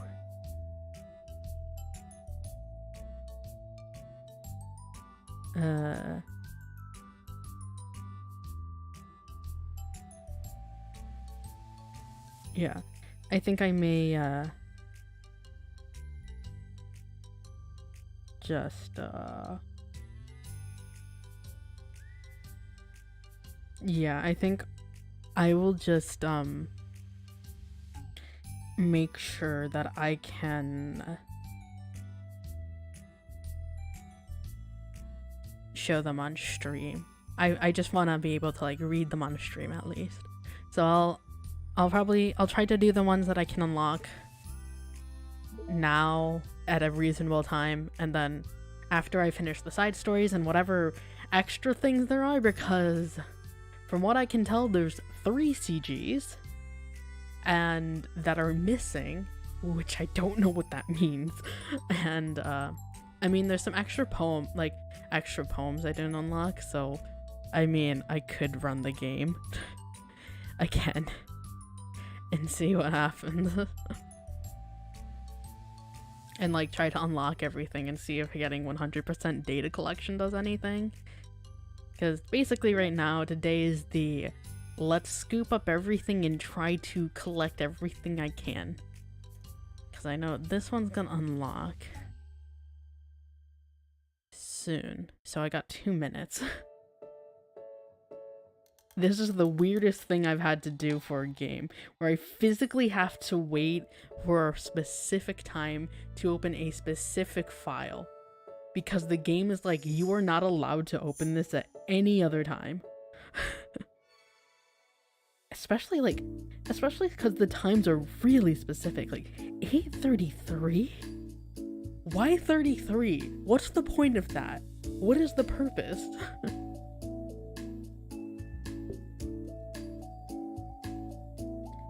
Okay, we got a minute. Let's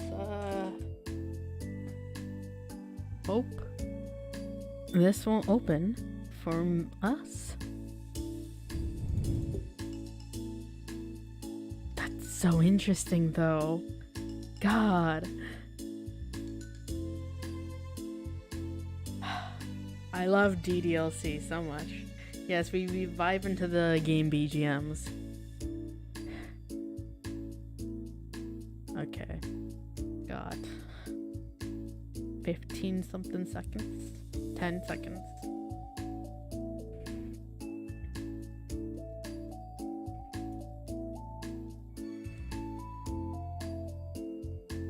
Okay. See, and I can access it now. That's so cool. Okay, Doki Doki Literature Club. Welcome to the Rebellion. The Rebellion?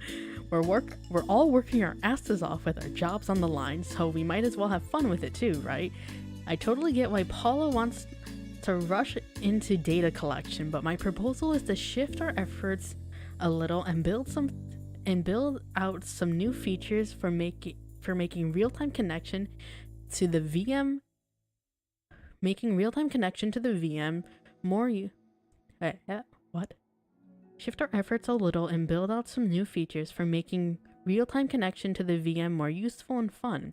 If we're basically simulating a miniature universe, then it's kind of a waste to not be able to spend some quality time in there, right? Virtual reality? But actually, I think wrapping this whole thing in the guise of a video game is a great and hilarious way of covering our tracks. And if we do a good enough job, we might be able to present it to Paula as a useful endeavor. Key selling points: 5 to 6 hours of misery, dread, and cute girls. God. Learn through existential crises of others how to cope with your own simulated universe. Witness the destruction of a universe over and over again in video game form. This is so messed up. Virtual machine, yeah. Ha ha ha. This is going to be absolutely amazing. And no, the irony isn't lost on me. Creating a secret team within a secret team is more meta than I signed up for. And that's saying something considering we literally work for Metaverse Enterprise Solutions. We can come up with a fake game studio name and everything too. Obviously no plans to go public with this, but it would be a good part of the whole disguise. Plus, I want a cool team name that makes us feel like a bunch of heroes for saving the universe. Kidding. But we're at least saving our jobs. Something like Team Salvation.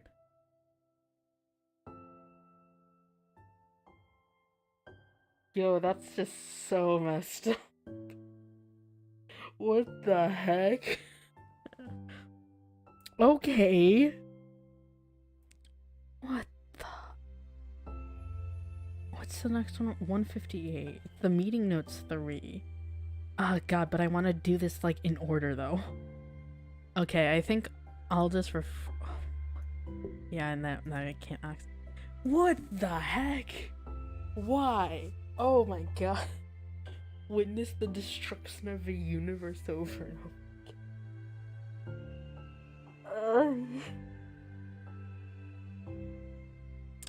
Well, that was a lot. Yeah, it seems like they were like testing some kind of virtual simulation using like humanoid AI and to cover up whatever they were the projects they were working on, because I'm guessing it has like there's like this ethical problem that like if it got out it wouldn't be like, it would be I'm guessing it would be forced to shut down. They're like taking the simulation and like, while not wanting to publicly present it, if needed, having it under the disguise of a game like a game would like worsen the would prevent them from at least getting hit hard initially, maybe. Oh, that's so messed up though. That's so Oh, that's so fucked up.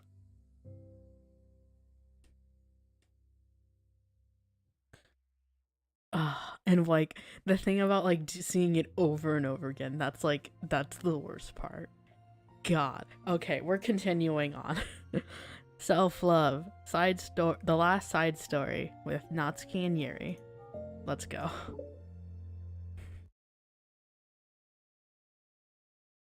Okay. It's only been one day since Yuri's letter was delivered to Natsuki, with Monika's help. Because Yuri chose not to attend the club meeting that day, she and Natsuki haven't faced each other since. Although it's only lunchtime, Yuri finds herself anxiously counting the hours until she will need to face the outcome of her efforts, whether good or bad. And because the passing by of students was making her feel even more anxious, Yuri picked out the most secluded spot she could find to spend her lunch. Because the staircase is under maintenance, no student would have any reason for coming here. It's just a relaxing feeling to have a moment of solitude in the middle of a frantic school day.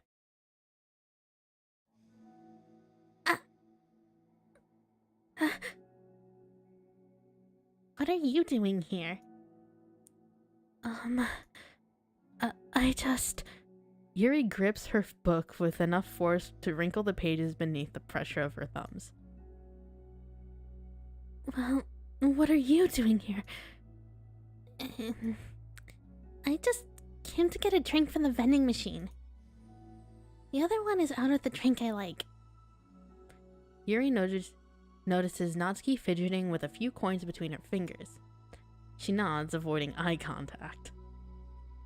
Natsuki, also looking away, shuffles over to the vending machine. It's so quiet that every one of her movements seems to reverberate through the entire stairwell. After far too long, she finally receives her beverage, which she then fidgets with in place of the coins. It's some kind of iced tea, but instead of leaving right away, Natsuki just stands in place. She glances around her. It's like way too quiet back here. It's creepy. I mean, that's not what I meant, really. I mean, it's totally cool that it's your thing or whatever. Like, I can see how it suits you, so... Not because I think you're creepy or something. I didn't mean that either. You know, I'm just gonna stop talking. That seems like a good idea. It's okay. Everything is okay. Yuri finds herself attempting some words of comfort after hearing Natsuki stammer herself into dejection. Seemingly in response, Natsuki approaches the base of the staircase and hesitantly sits herself down near Yuri. Well, I can leave if you want. Yuri shakes her head. Natsuki twists the cap off her drink and takes a sip. Despite receiving Yuri's general permission, Natsuki doesn't want to say anything more. Yuri continues to read, or at least pretends to. The two of them just sit there for a long time. Ooh. The tension seems to fade a little bit. The tension seems to fade a little bit as time passes. Even without any clear words, this seems to mean at least something. Though it's not clear what that may be. Lunch ends more quickly than expected. Natsuki is the first to stand up with her empty drink bottle. Are you coming today? To the club? Yuri nods. I'm sorry for being so awkward. I'm really bad at talking about this stuff. I just can't for some reason. I don't know why. But I want to, eventually. There's no rush. I promise. Thanks. They're trying. It's the next day. We're at the staircase again. Natsuki appears from around the corner and steps up to the vending machine. Glancing at Yuri as she does so. Today, she seems to be holding some kind of book as well. Oh, you're here again. Well, I just came here to read this. Wait, hold on, wait. Okay. Well, I just came here to read this because there aren't any people around here. Oh, I thought you didn't like how quiet it was. Well, I don't, but there's no people here. I see. Natsuki sits down. The mood feels much different today than it did yesterday, and I feel it too. After yesterday's lunch and the club meeting that followed, Natsuki and Yuri are beginning to feel more relaxed around each other. Although Yuri's letter is still lingering in the back of Natsuki's mind, she continues to detour around it. But it's okay that I'm here? Yeah, I don't care. I just mostly don't feel like dealing with the crap I get from my friends about it. Especially since, like, they all just assumed I stopped reading manga after I joined the literature club. Not that I'm trying to hide it from them exactly, but I just don't want it to come up again now after I waited so long for this new volume to come out. Literally months at this point. You don't have other friends who are into manga? Not unless online friends count. And Sayori, but that's different because she's not exactly into it. She just likes it. You know what I mean? Mm-hmm. Honestly, you're lucky that the books you're into at least just look like books, so you don't have to feel like everyone is constantly judging you by what you're reading. That would be so awful. Especially since I already hate attention so much. Well, it's a good thing I have thick skin, I guess. By the way, I would totally recommend finding some friends online if you haven't already. If you're like me and have no one to share your hobbies with. Oh, I have online friends. Heck. Kind of a stretch to keep calling those people friends. I mean...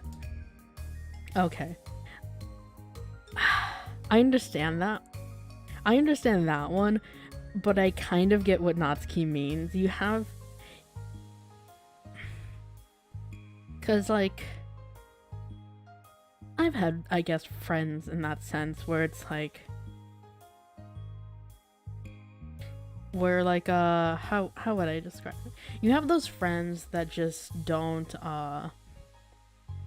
like...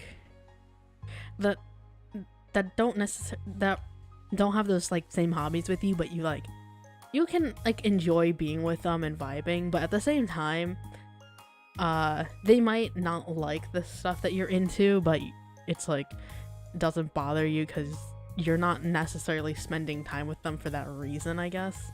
Though, in this, like, in the case of Natsuki, though, for the friends that we saw with her, they're just kind of mean. Like, I get what they, like, her friends in in the side stories are not friends. They're kind of rude. Like, I'm guessing they don't mean to be necessarily rude, but they come off rude enough where it's like, I can't understand why you would still spend time with them.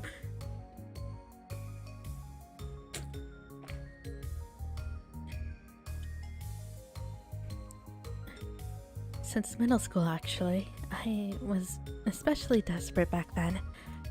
It's somewhat embarrassing to reminisce about those days. Sometimes I feel like the me from a few years ago would have benefited from a good smack across the face. Oh, whatever. We were all just stupid kids back then anyway. Some of the fanfics I wrote... Thank God I used a pseudonym. The fanfic phrase. Oh boy. As someone who has been a writer And I wrote a few embarrassing fics myself. Though I will say, the way I treated writing fan fictions with a lot of just make it wasn't necessarily being cringy. It was just like trying to write like legitimate stories and just like you know, you have other characters as a base. You don't have to make up characters and setting. You have a setting. You just use those settings and then apply them to a different context. But I mean, there are still cringe things I wrote. But you know what? Let's not talk about it, because now I'm remembering them myself and it's like, oh, I don't want to remember that. We don't want to let's not revisit those times. But bruh, people who write fanfics are so amazing. I can never write natural dialogue. It's so amazing how everyone does it. I mean, I don't know. I think with some fanfic writers, I feel like it's like you get engrossed in what you write, because you're like the people who write these fanfics, they're passionate about the fandom that they're into. They like it a lot and they want to just see what it's like to expand upon the universe or apply the universe to a different context, or you know, that kind of thing. And sure, some of those creations don't end up aging well. But there are a lot of creations, I think, that are pretty good, honestly. I myself, I guess, I could I could say this much. I wrote a lot of dark, angsty crap. Very dark and angsty crap. I was that kind of writer. I was the kind of writer who was like, I'm gonna go out here today and I'm gonna make something that's gonna make people cry. And I did that. I did just that. And I was so stupidly proud of myself.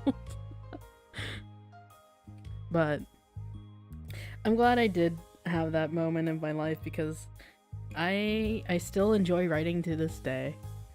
I mean, hey, you know, I'm literally writing my lore scripts. Those are in progress, and I have some ideas possibly for how to go about them. So when the time finally comes, I'm definitely excited for when I can, you know, share that with you guys.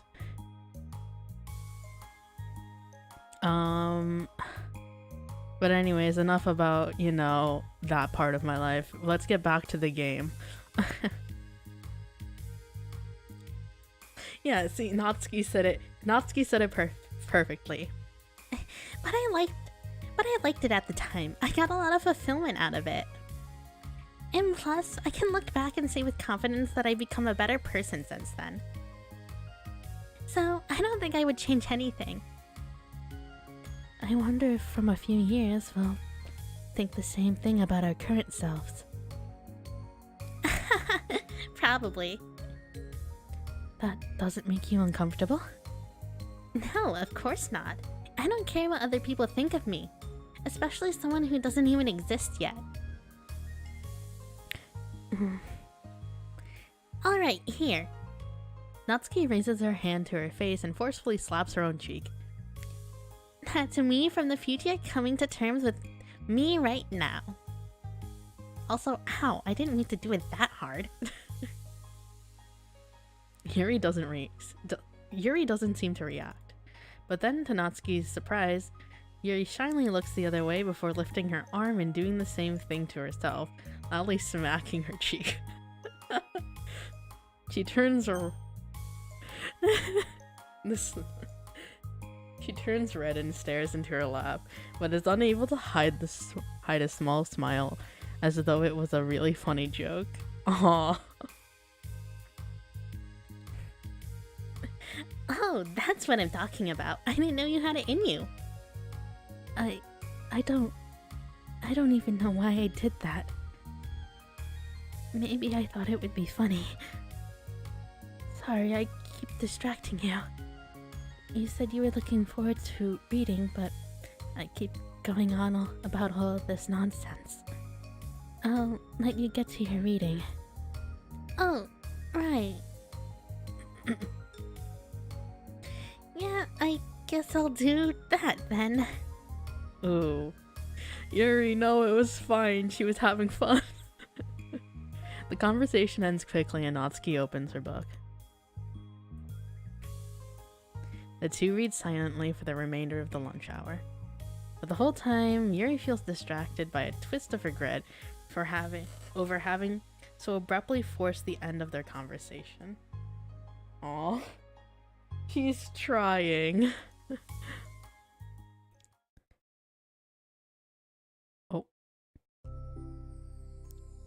Oh, I love the fact that for their interaction, it's just like we're sitting by these stairs and we're talking, and this is all we're doing. Heck yeah. You're back. Yeah, I'm here to lay low again.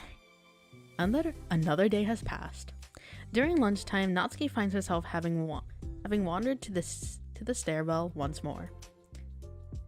Hey, did you buy that? Natsuki quickly notices a bottle of iced tea on the staircase where she normally sits. Yuri nods, avoiding eye contact. What, like for me? But you didn't know I was coming here today. What if I didn't show up? Well, I would have drank it myself, I guess. It was a stupid thing to do. No, it wasn't stupid. I just thought... Never mind. What I meant to say is thank you. You get to know so much about others just by chilling with them and doing whatever. More than most people give that kind of hanging out credit for. Indeed. That is one thing. With some of my friends, like people who I'm not necessarily talking to online, like for example Navi, as you guys know, my roommate. A lot of the times when we just hang out, it's just us hanging out together. Sometimes we'll talk and stuff, but a lot of the times we can just like be gaming or like looking at other stuff and just vibe. Like being able to just vibe with like your friend and stuff like that is really nice. It's just fun. It's pleasant, it's fun, it's relaxing, and it's like I just find that to be the most pleasant hangout sometimes with my friends, and stuff. Just being able to vibe with the other person, not necessarily have to really do anything. And I think that's enough. I mean, yeah, sometimes do some more active stuff, but at the same time, it doesn't always have to be that.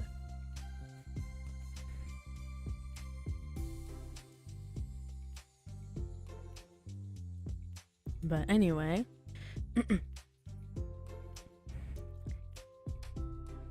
and it's a really nice gesture.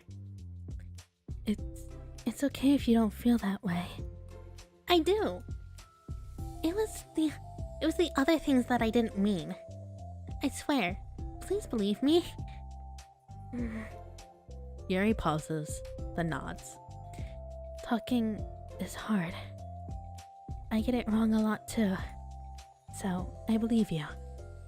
Natsuki exhales in relief. Then she sits down next to Yuri and takes the drink. Knowing Yuri, she was probably overthinking it so much that Natsuki's tepid response filled her with self-doubt. I'll do something nice for you next time. Please don't feel obligated. I want to.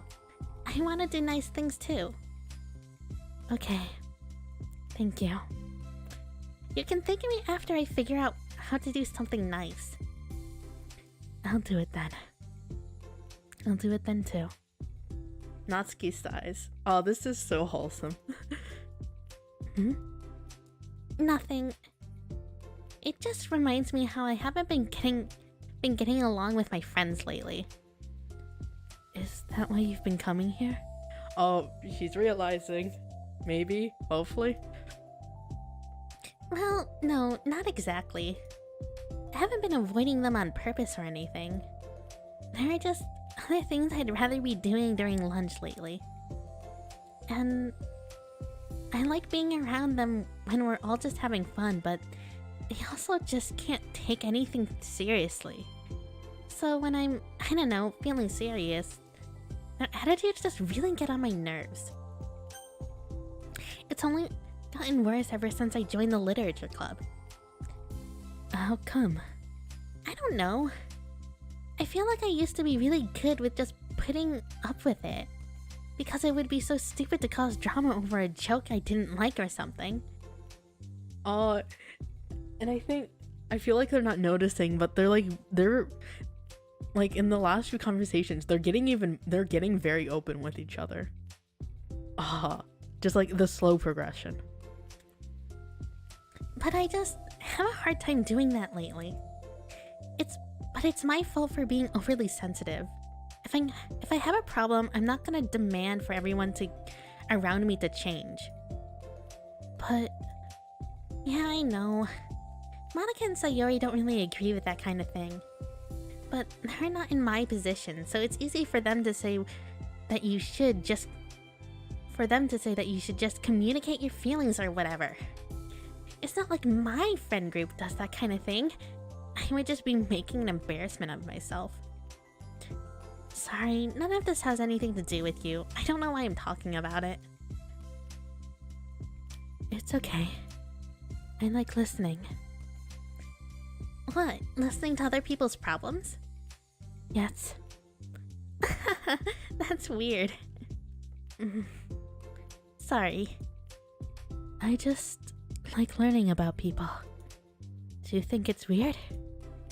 No, that's not weird. I probably just misunderstood, so... I don't know. Does that mean I should keep going? If you'd like.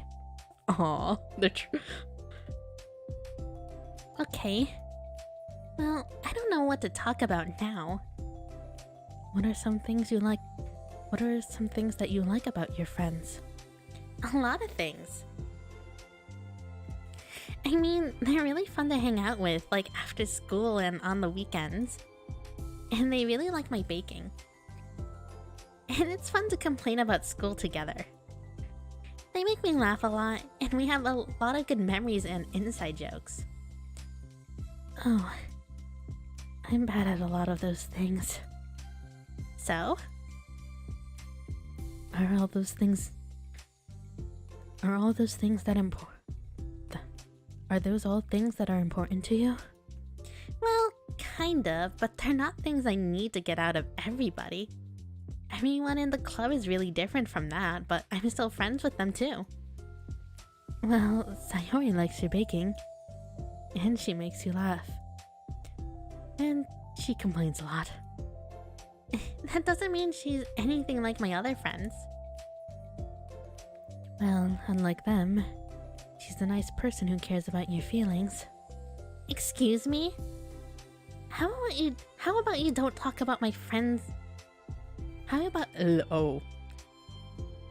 you don't talk that way about my friends that you don't know anything about? Natsuki stands up. No, wait. I'm sorry. I didn't mean it. I didn't want to say something bad. Please don't leave. Natsuki sighs and shakes her head. Oh, they're learning. It's fine. As long as you understand that you can't judge people like that. I'm sorry.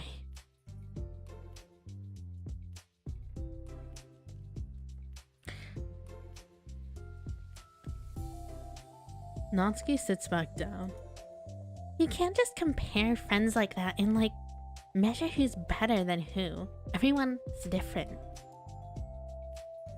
I'm sorry. I just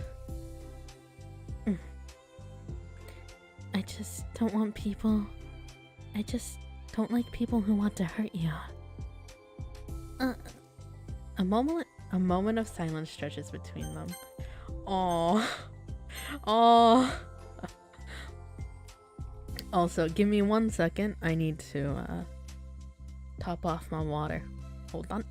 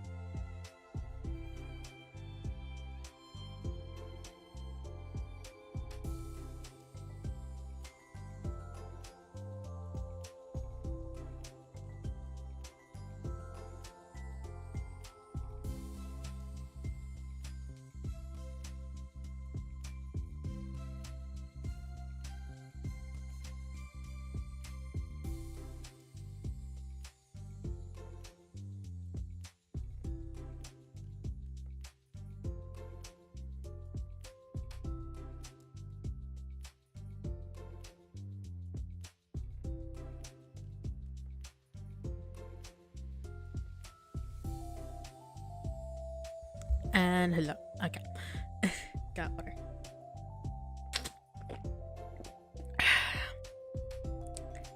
Ooh, alright.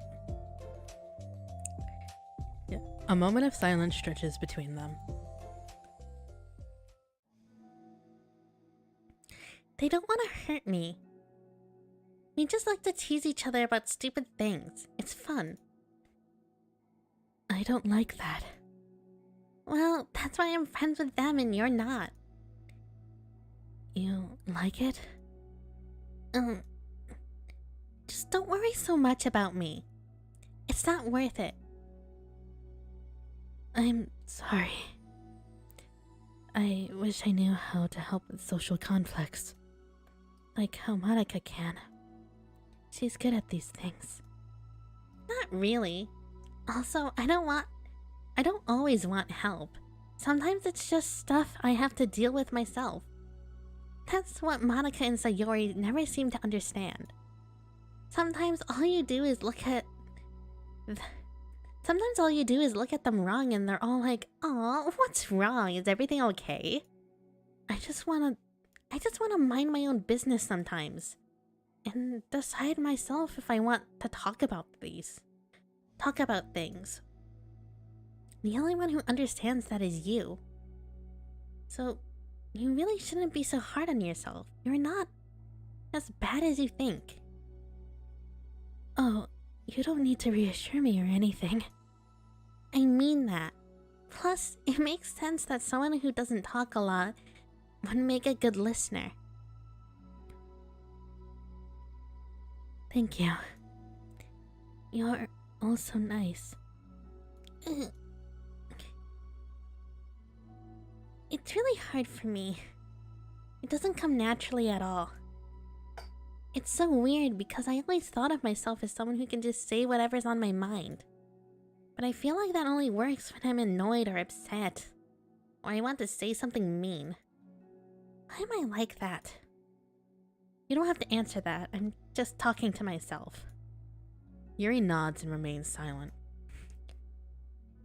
Natsuki noticed her fidgeting with the pages of her book. How come you like reading so much? Oh, well, a lot of reasons. But I just get sucked into it so easily.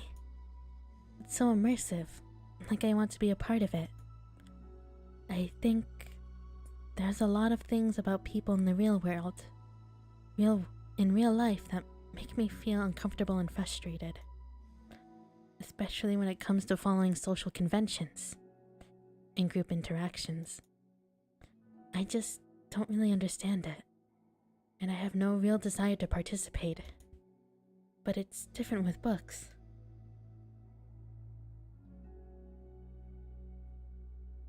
Oh, wait.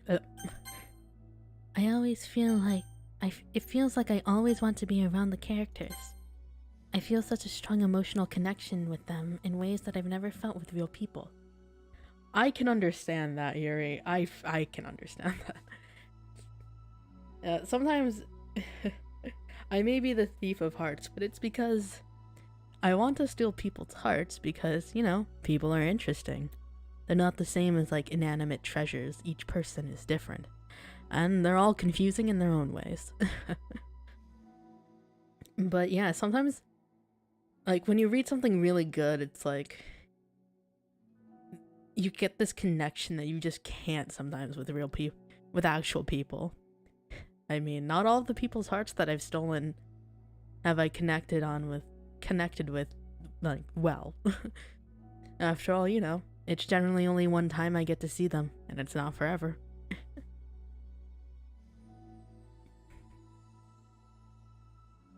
So, in that way, I can sometimes feel more real than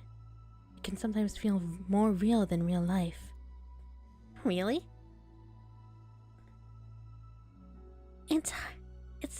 It's that hard for you to be around people, like, all the time? Fairly often, especially in group settings. When people are making all kinds of conversation and saying jokes and all of that, I don't know what to do. and I just disengage. Oh. That doesn't get lonely? I don't think so. I can still enjoy spending time with people one-on-one. And I have online friends too, of course. Do you ever wish that you could be friends with the characters in your books? All the time. Sometimes so badly it makes my heart ache. Yeah, me too. Really? Mm-hmm. A lot. Like, more than anything. After Natsuki mutters that, silence fills the stairwell once more. Oh. But it's a mutual silence. One full of understanding. Oh, that was so good. Oh, no mail this time. Just more side story. Okay then. Guess we'll just jump right straight into the second part of self-love.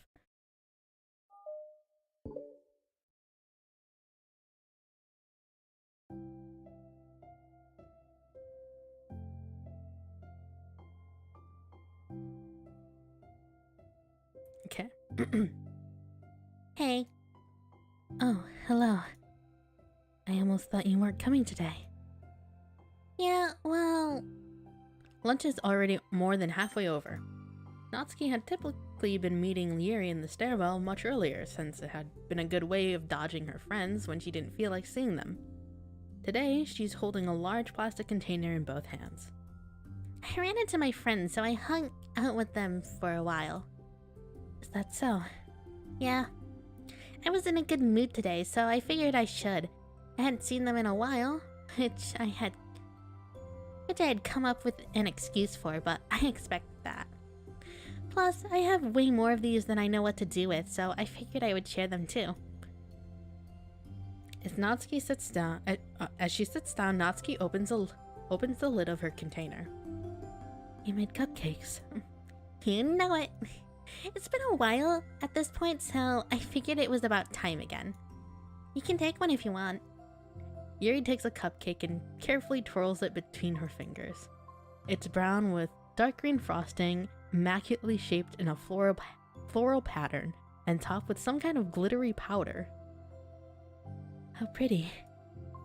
I just ate, so I might not be able to finish it. Are they for the club? Yeah, I guess so. I didn't really think about it, I just made them. I just thought that because green is Monika's favorite color, right? Well, yeah, but that's not really... Yuri takes a small bite. This is green tea flavored. I love green tea. Oh, do you? Oh, this is... It was just a random idea I wanted to try, so... Aw. Don't laugh at me. I'm not. I just felt happy. Oh, sorry. Usually when... Never mind. What I mean is that I'm glad. Sorry for saying dumb things again. I just wanted to do something nice. And this is something I happen to be good at. And I do know that you like them from past experience. Yuri turns red, recalling the time she treated herself rather generously to Natsuki's cupcakes. Ironically, her mouth is too full of cupcake for her to stammer an excuse, so she just settles for a disapproving look. How did you get into baking? Oh, well, I don't know. It kinda just always appealed to me. Well, a few years ago, I read this one manga with a lot of baking. So I got like super into it for a while. I was probably making stuff almost every day. But it's something that I always knew I liked anyways. It's like, baking is like art, but when you get good at it, it gets more delicious too. I'm struggling to imagine myself putting my heart into something so artistic, knowing that it would just be eaten afterwards. Yeah, maybe you're too practical for it. I think I prefer to be on the receiving end. That's... That's my other favorite part about it. It's something I can do. It's something I can do that makes a lot of people happy, like unconditionally. Everyone is always so thankful, and in that moment, you get to be like the bringer of joy. I don't know, it just makes me feel Valued? Valued? Yeah, I guess that. So, were you able to make up with your friends today? There wasn't really anything to make up with them about. We weren't fighting or anything. You weren't? Maybe I just misunderstood. It only turns into a fight if I lose my cool, and that's just unnecessary drama. It only makes things worse. So, they're not going to stop? I mean, it only happens sometimes anyways. It's just the way they are. I'm the only one who ever has a problem with it. It's not worth it. Especially since I have somewhere to go now when I don't feel like hanging out with them. Oh, I see. The cupcake's empty foil wrapper audibly crinkles as Yuri clenches a fist. Oh, yeah, I can. I'm glad the situation is resolved. And that you don't have to avoid them anymore. Yeah, me too. And I don't have to bother you during your alone time anymore. I'm sure you have a lot of reading to catch up on. Yeah. I know that cupcakes are basically nothing compared to all the stuff you've done for me. But it's the best I can do. So you can have the rest of them. Natsuki grabs the box and slides it over to Yuri's feet. Yuri stares at the box. Then she shakes her head and slides them back. You should save them for your other friends. But I made them for you. Natsuki's voice whines as she protests. I know. And I like them very much, exactly as you thought. You succeeded. But I know you care about making your other friends happy too. And if this is the way you know how to make that happen, then I'm not going to take it from you. No, they were for making you happy. You make me happy. You're worth more than cupcakes to some people. That's why they want to spend time with you and be your friend. Without warning, tears pour from Natsuki's eyes. Aww.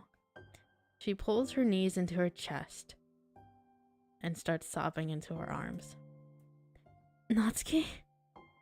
I'm such a bad person. Well, that was sudden. Yuri stammers, feeling panicked. I didn't mean to say something bad. Natsuki shakes her head and wipes her eyes. You didn't. Natsuki tries to choke back her sobs but struggles to speak through them. I just really hate myself sometimes. It feels wrong when you say those nice things to me. Like I don't deserve it.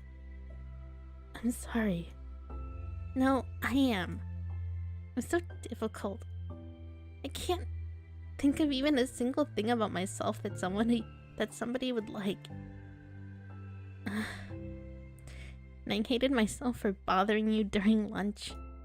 I just thought it was my chance to be a good person. Like to be nice and do the things you wrote about in the letter. I knew if I tried in the club, Sayori and Monica would be super annoying and make a huge deal out of it.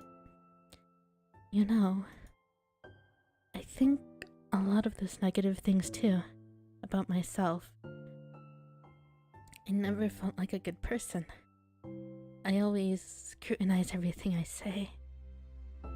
And later, I feel like I said all the wrong things. And I just spend so much time thinking about myself, hating myself, and feeling like everyone must hate me too. So, I understand some of that in my own experience. And that's why I wanted to write the letter and express my feeling.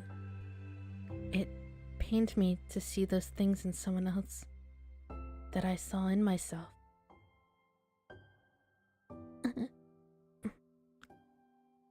Natsuki sniffles.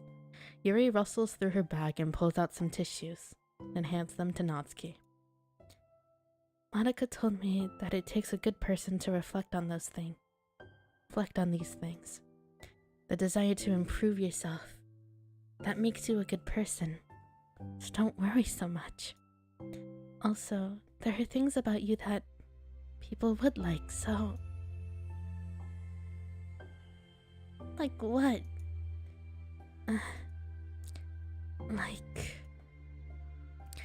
Like how you're fun to be... Like how you're fun for people to be around. And you're not shy. And you know how to make people laugh.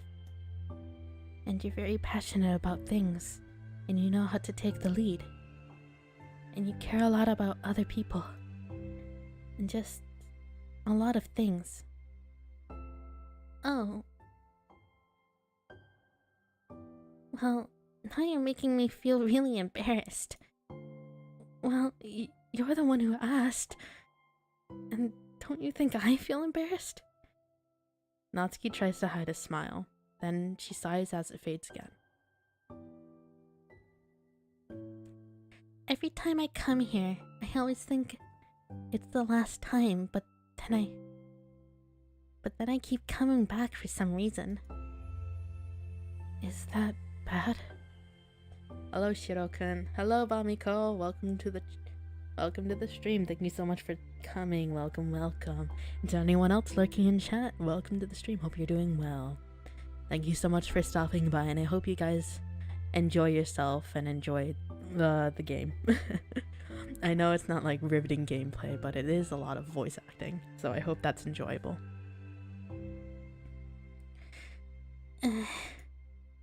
Just really confusing. I mean, my friends and I go way back, so ditching them all the time feels like... I don't know. Feels like what? Natsuki's voice gets quiet.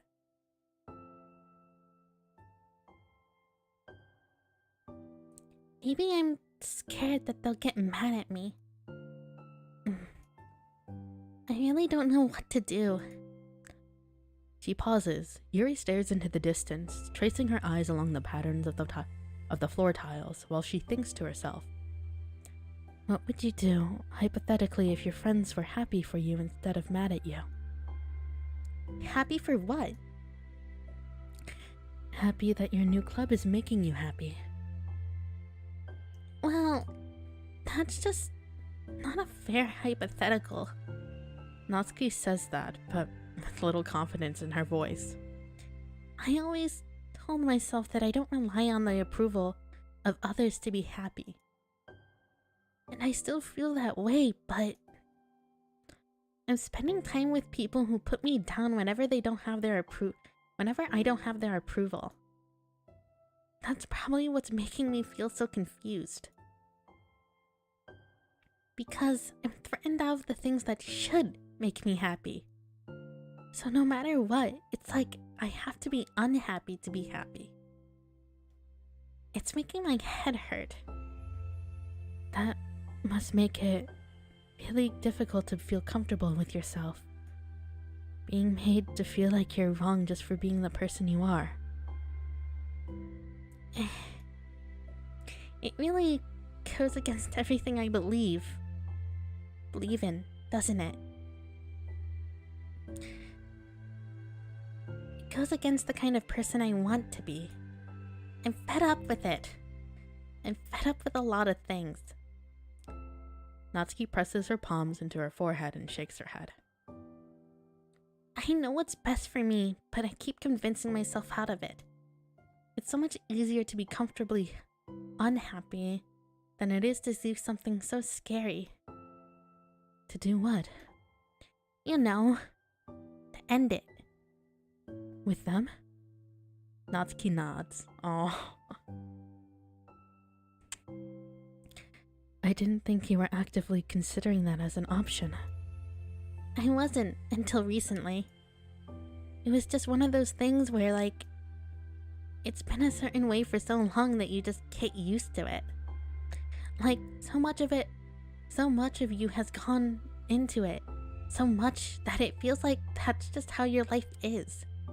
And throwing it away is like throwing away such a big part of your life. It makes me feel sick to think about it. Natsuki sighs. It's just really scary. It's terrifying. What are you scared of? I don't know. A lot of things. Like being alone. Not having anyone to talk or hang out with. Not being able to replace what I have with them. And I don't want them to hate me. I'm scared they'll hurt me for going against them. Physically? Not physically, but...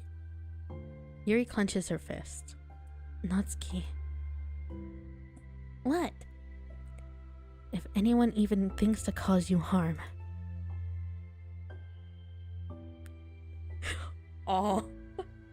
I will unleash hell upon them.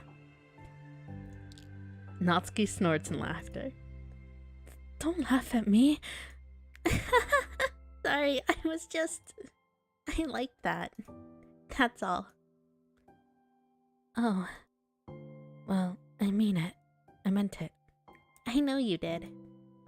Natsuki gives Yuri an endearing look. I needed it. As the conversation lapses, Natsuki again slides her box of cupcakes over to Yuri. Just take them, okay?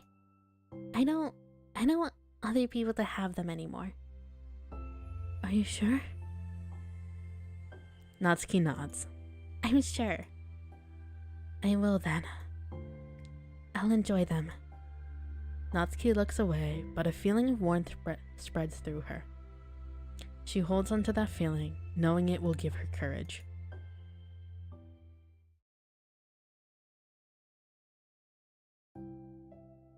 Oh, I didn't want to say anything during that scene because it's just so good. Wow. God. That just like, that had so much power to the writing. Oh my god. I love things that like, it's such a complex issue, but the way they do it just feels so bluntly human and like real. It just, they made something like that where it feels kind of complex into something easy to understand and like relate to. And it's just things like that are what make me love DDLC so much. Just taking these issues that many people know about and like other people can relate to and feel, and make it easy to like just understand and interpret and be able to relate to in general for the audience. It's so magical. Even when it's painful, it's so magical, because there are things about like people that there's things about other people and maybe yourself that you don't know, and it's so interesting how when you can play these games and you learn something new about yourself, because not life doesn't always like just existing in life, sometimes it won't teach you that. Sometimes you can't find it necessarily just by living your life. Sometimes games can just do that for you, even though some people might not think that. Games are like very powerful in that sense. Natsuki's fears. I can feel kind of resemblance to it a little bit. Yeah, it's not what Natsuki had. Like, her fears are something that I can never say I can truly relate fully to any of their issues, because the way these characters are written, there's parts of it that anyone can relate to, but also parts that are still always like personalized to the character themselves. But it's done in a way so it's open to both ends of that spectrum, where it's personalized to the character so it feels real, but it's also done in a way where it's open enough where anyone can look at this and be like, yeah, I can relate to that. I can feel that. And oh, it's so good. That was, I didn't want to stop voice acting. It was just one of those things where it's like, it's so powerful, you can't stop to interrupt.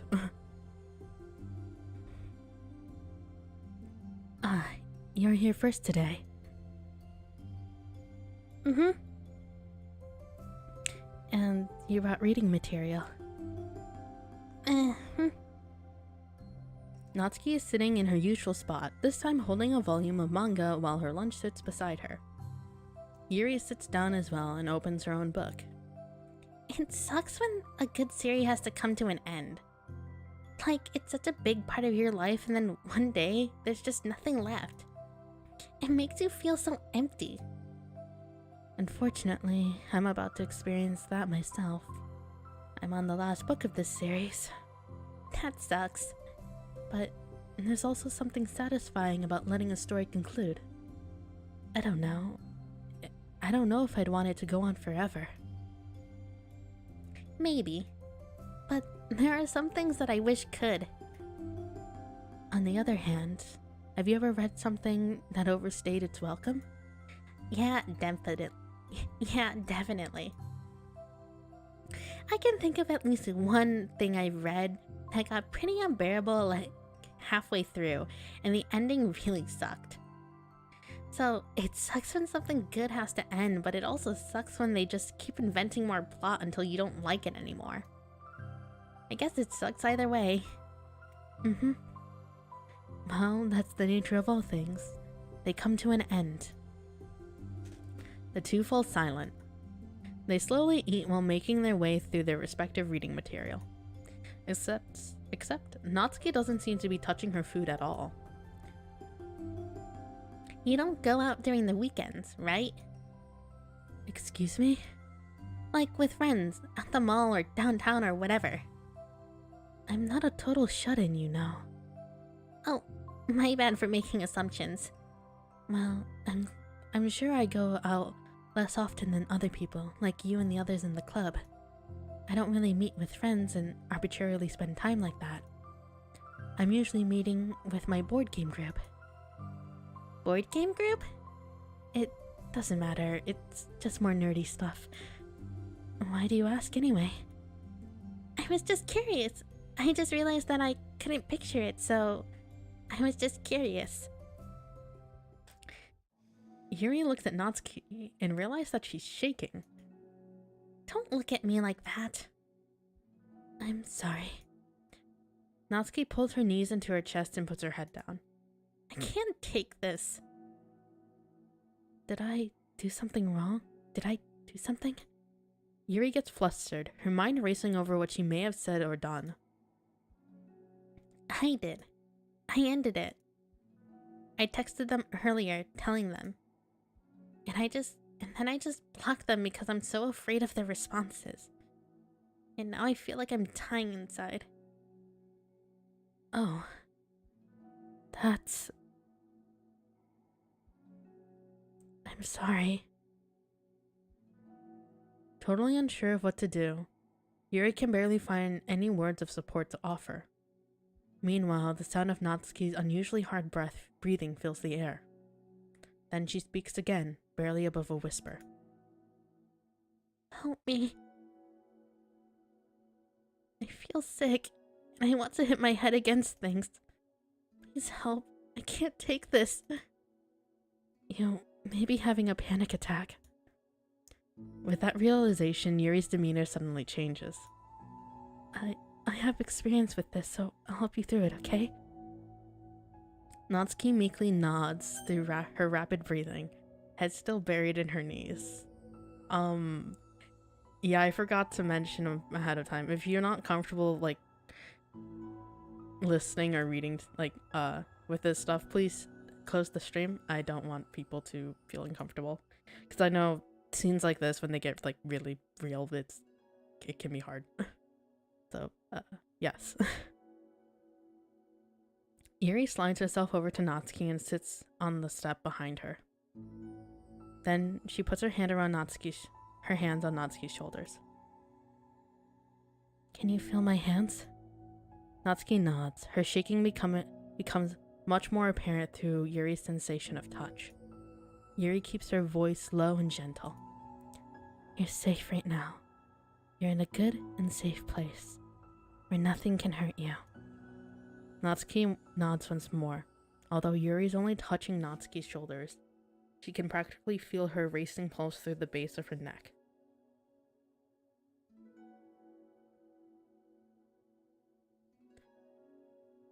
We'll do a breathing exercise together.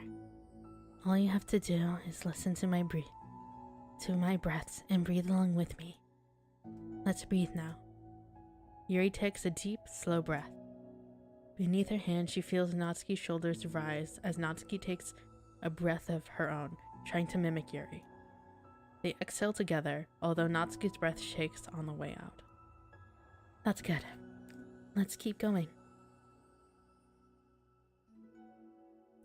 Yuri breathes in once more, and Natsuki joins her. They continue like that for a few more cycles, while Yuri closely monitors. Eventually, Yuri feels Natsuki rest more of her weight into Yuri's palms. Let's focus on the physical world.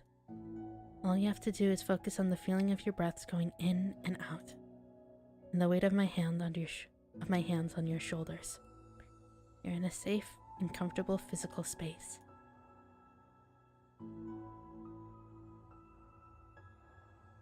Minutes pass in silence. By now, the worst of it has passed, but Yuri's determined not to move away until Natsuki prompts her to. Meanwhile, Natsuki has lifted her head off her knees, and her breathing has mostly steadied. Then, she takes a final deep breath and slowly pulls herself to her feet, causing Yuri to let go. She stretches her arms. I'm sorry, I didn't mean to freak out. I don't know what my deal is. You don't have to apologize. This must be enormously stressful for you. Is that going to keep happening?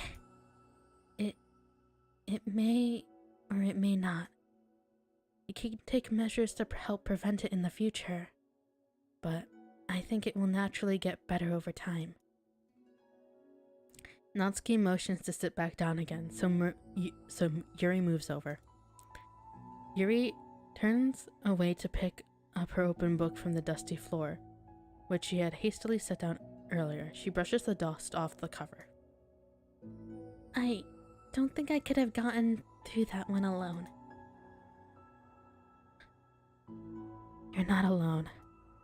Feeling shy again, Yuri speaks into her own lap. From now on, you don't have to do anything alone. Oh. As she says that, Yuri tenses up. It's rare for her to so openly share her thoughts, but something about Natsuki, of all people, makes it feel so much more natural to do so. Perhaps because, like Yuri, Natsuki is so timid and uncertain of herself. Natsuki does such a good job at hiding it that it's taken a long time for Yuri to finally realize it. And because of that, Yuri is able to deliver the reassurance that she herself would have wanted, demonstrating that you deserve the love of others. If you can accept that for the first time, then perhaps you can begin the tumultuous journey of learning to love yourself.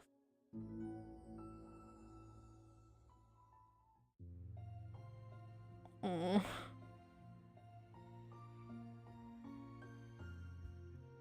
Oh my god. I just have to keep going.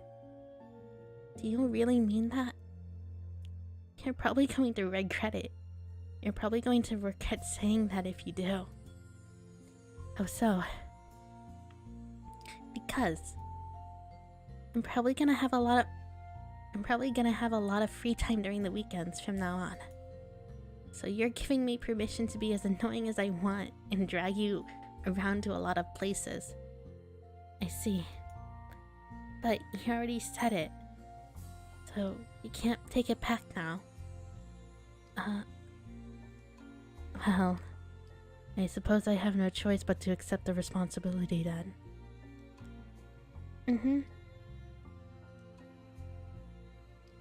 I know a good ice cream place.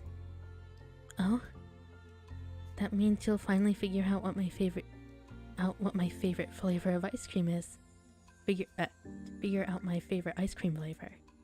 Huh? What are you talking about? Oh, you don't remember? The first day that you came to the club, you guessed everyone's favorite ice cream flavor, but for me, you said you had no idea. Seriously? I don't remember that at all. Oh, wait, yes I do. I said it was probably green tea. Yuri shakes her head. It's a good guess, but my favorite is usually to get chocolate and raspberry together. Chocolate and raspberry?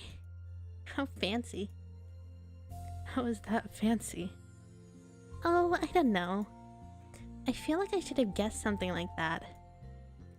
Well, maybe next time I'll try chocolate and strawberry. Hey, strawberry is my favorite. What a coincidence. I think it helps to have something to look forward to. I still have this sick feeling in my stomach, but it's easier now to convince myself that I did the right thing. Is there anything better I could be doing? Not that I know of. There's nothing that will make this easy for me. And you already did more than I thought anyone could do. Come to think of it, we never talked about the letter you wrote. But I feel like we're way past that at this point. I don't even know what to talk about. Except that I think it helped me understand my needs a little bit better. The way I like to be treated. And the kinds of friends that I want to have. That's why I wanted to start coming here in the first place. Even though I was so scared of causing more problems. Aww. I thought that it was a coincidence that you ran into me here. Oh, wrong voice. I thought it was a coincidence that you ran into me here initially. Oh, well, not exactly. What do you mean? Nothing. I may have tracked you down first. With the help of Sayori. But you said I was shy, okay? I wasn't ready to whatever, you know what I'm saying. Well, I guess I'm glad that you worked up the courage. Even if it was in your own way. I can tell that you've been making a lot of difficult decisions. It's brave, and it will make things better in the long run. I think anyone would be proud of you for it. Anyone?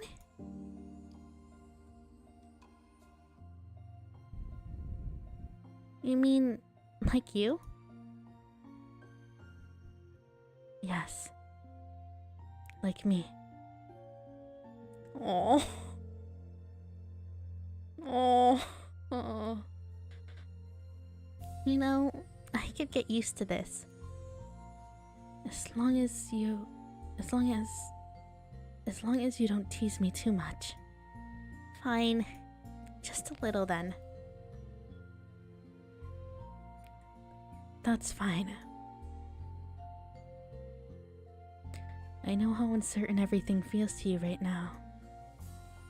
but I really do think that good things are in store. Those are my honest feelings. Thanks. It feels nice to be reassured.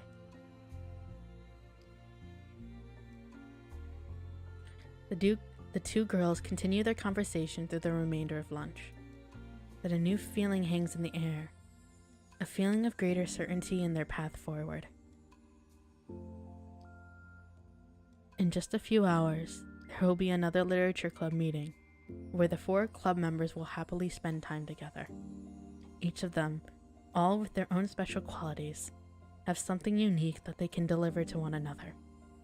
Through friendship and literature, the club members will continue to grow and find new happiness together. The end of each chapter is the start of the next. Yuri thinks to herself. Since she's about to finish her long-running series, it would be best to have a new book lined up. Perhaps this weekend would be a good time to visit the bookstore. Together.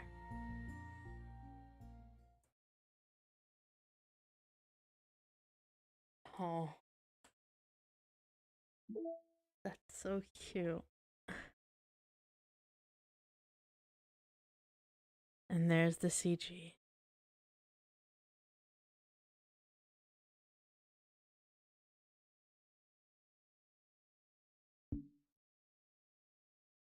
Wow. That's insane. But that's all the side story. Oh, never mind. The final one. There wasn't. Equals. Look at them all. Of course, I knew there had to be something. You don't give 2 extra slots for CGs and not use them. Alright. 1, 2, 3, 4, 5, 6. And the final part equals. Though we have some time to look at that one last file if we want to. What is it? 214? 501. I guess we'll stall for like a bit. Well, actually, you know what I want to do? I'm gonna take a small bathroom break. So I'll switch the BRB screen, and I'll come back soon. Okay.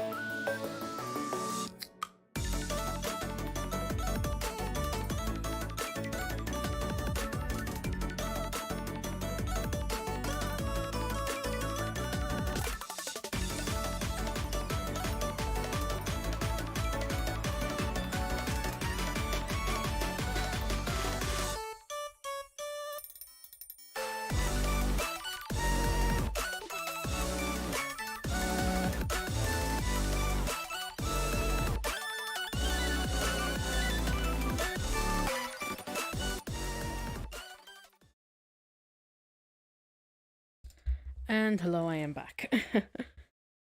Okay.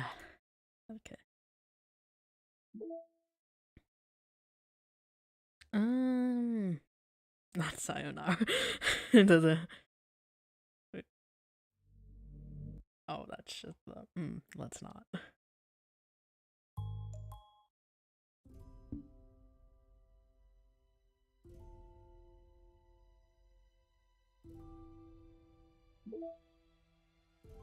So it's 5:01. This is the next one that's going to be available. So we're gonna wait 3 minutes to open this one because we can. The other one that would be available is 221, which is available at 240, but I'm not sure. We missed the meeting notes, but to be honest, I don't want to look at those considering that I wouldn't be able to look at meeting notes 2. It'd be meeting notes 3. But as you can tell, can't open it because they're time locked, which I just find to be such a cool feature. I never thought of like having like this specifically time locked stuff. That's why I really love games. It's so cool to see how creative people can be with like writing them.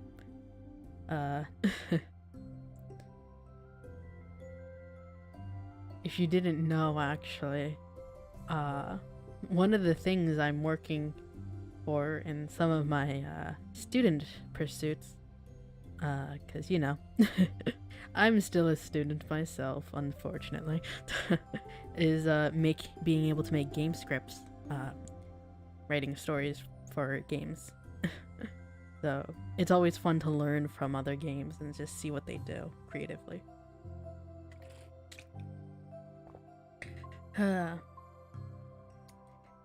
I think that's why specifically I just tend to like visual novels the most, because I love games that are just full story, that like just have a story that keeps me engaged for a long time. There's actually one game that's that I'm looking forward to coming out in well, it should be coming out in 2022 should things be going well, but I'm not quite sure what I'll do. It's if you didn't know, I like I like Yuri visual novels a lot. Don't you know.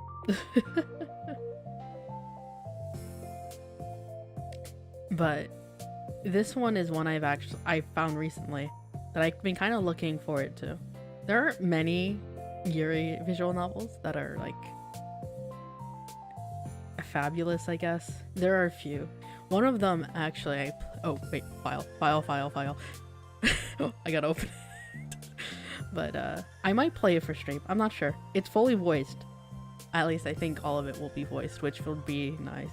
So maybe I'll play that on stream, because I played the demo by myself a little bit and I enjoyed it. So another visual novel we can add to the chart. But okay, here is this 14TXT. Dear Ive, where are the years going? Doesn't it feel like ever since we graduated we're just the same doofy college kids, but we're being put into increasingly adult situations? The wording of that, though. It's hard to believe how much can happen in just 1 year, but all of my memories this year are full of reminders of why you've been my very best friend for so long. My gratitude for you is higher reaching than the mountains I'm gonna be living in after faking my death. Throwback to you actually entertaining that plan after helping me break up with Daphne. To this day, I can never tell how serious or joking you are about things or life in general, but I think I would literally implode if I didn't have you remind me that things never matter as much as they seem in the moment, and that things will always be okay. Imagine if we really do end up working together at Metaverse. That's literally the only way I think I'd be capable of coping with the with a mundane desk job. I know you said that your referral of me won't go very far because you're not a senior engineer, but as I'm coming out of my rough patch, it's the future I imagine for myself every day. I'm sorry for always being such a bundle of stress. I always feel like I want to be doing more for you because the amount you do for me just seems like more than anything I could give back. You inspire me to always improve, and when I don't believe in myself, I stay motivated to become a better person so that I can deliver all my best qualities to you. I love you, and I always will, until we face the end of the world together, wishing for another 14 million years of friendship. With everlasting love, Paula. Oh, this is Paula. Interesting. And from what it seems, Paula ended up did get a position at Metaverse. Oh man, the lore about this company though is so interesting. But anyways, enough about that. We're here to do our finale side story. We will be starting equals in 3, 2, 1. Let's go. The final one.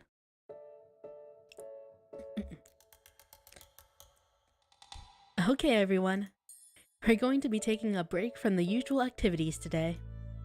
I was thinking, since people are starting to talk about the festival, it's a good time for us to go over the general direction of the club and all that. I think it'll help us figure out what we want to do for the festival. You know? Oh, Sayori and I have already came up with a really good plan. Really? For the festival? Yeah, so this is the plan, okay? You and Yuri collect information ahead of time on which clubs and classes are doing food booths. Then we take a map and plan the most efficient route so we can get to most of them before the lines get too long. Sayori, that's not a plan of doing things for the festival. That is plans for eating through the festival. Hey, that has nothing to do with the club. Well, you have to let me finish. Alright, fine, go ahead. Right, so basically, we get all the food we can, then we come back here and we all eat together. That's all. Wow, I got tricked twice by the same joke. Boo. Boo, don't be a food hater. It's not like you can come up with anything better. Look, even Yuri was thinking about it. No, I wasn't. I would really prefer to do something literature related. We can eat together anytime. The festival is a unique opportunity. Besides, it's been quite a while since we've seen any new interest in the club. Yeah, I was thinking about the same. We really get a shot at showing people what the literature club is all about. I'll tell you what, we can do both, right? We'll make time for your food mission and still put together a public event. Oh my gosh, yes! I was just joking, but that's a really good idea. Well, I'm glad that's settled. I think the question is how to come up with an event that demonstrates everything you can get out of the literature club. Oh, this is interesting. So it's doing the festival. Well, that's kind of tough because everyone gets something different out of the club. Okay, how about this? Let's go around and have each of us talk about what we've gotten out of the club so far. That could really help us figure out what kind of reputation we want to build. Yeah, that's too embarrassing. Aw, but you'd have so much to talk about. That's exactly why. And I'm sure Natsuki feels the same way. Well, maybe, but I didn't plan on arguing against it or anything. I mean, it's the literature club. We can talk about that stuff together, right? And the only way to get more comfortable with it is to suck it up and do it. Oh, you're not wrong. I'm sorry for being resistant. it's not good to suck it up because it sounds like their feelings don't matter. Right, my bad. It's just a habit I need to break. Well, anyway, who's gonna start? I'll start. I was the first to join after all. Wouldn't that be me? No, I want to go first. Fine, you can start. I don't mind. Yay! So... Oh, we're gonna get reflection time, baby. Oh, and her theme for the shorts. I'm gonna turn on the music a little bit. Okay, that's fine. That's better. Gosh, it feels so long ago. I think I joined because I wanted to have fun sharing poems with people. It seemed like it would be a safe way to express myself. You know, like if it's just a poem, then I can share it without feeling like I'm burdening everyone with my problems. And I thought it would be a really good way to get to know other people too. So yeah, I was really surprised when I walked in and it was just Monica. And she was sleeping. Don't remind me of that. Oh gosh. But yeah, it seemed like so much fun to help start a new club. Especially when writing helped me so much. I wanted to see it help other people too. But it ended up just being me who was inspired, because I remember feeling like Monica was just so sweet and mature, and that I could trust her with anything. It made me feel a lot less alone, because having someone who knew even the bad things about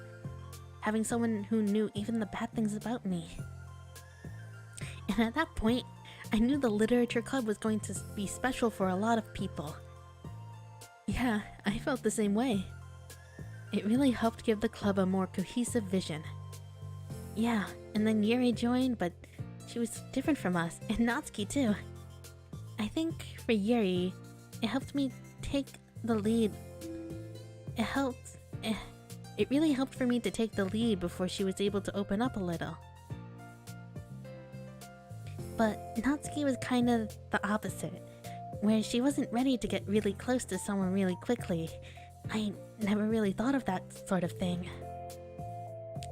I really feel like I've gotten better at understanding people's different needs. And that makes me really happy, because my friends are just the most important thing to me. In whatever new members we get, I want to help them in those ways too. Well, I don't know if I would have continued coming to the club if it weren't for you. Really? Mm-hmm. I know. Oh, and there's Yuri's. Oh, it's so cute that they're doing that. I know it wasn't too long ago, but it hurts to think about my behavior back then. I was really short-sighted. The only reason I came was to find other people who were into fantasy.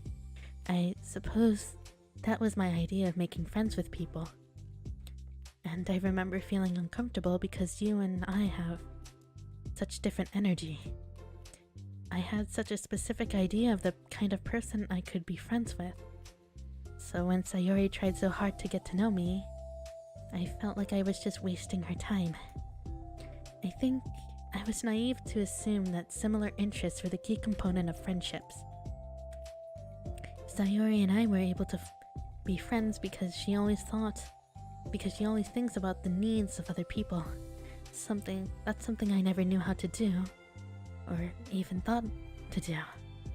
But I stayed in the club thanks to that, and I started trying as hard as I could to understand people better. You really went above and beyond when it came to that. I was super impressed. Well, I always hated that I didn't know how to behave like a person who is easily liked by others. Like the two of you can. And because of that, I spent so much time thinking about my own behavior and all the wrong things I said. But the whole time, I should have been thinking about other people instead, not myself. Once I started doing that, I was able to make friends with everyone else. Oh, also, I discovered that sometimes I'm a better communicator when I take the time to write, rather than speak. It's so strange the way things turned out. It's so far different from anything I ever would have expected. But I'm happy. I suppose we don't always know what we really need. Oh my gosh, you're so cute that I'm... Wait, Yuri, Sayori, that's not... Why that?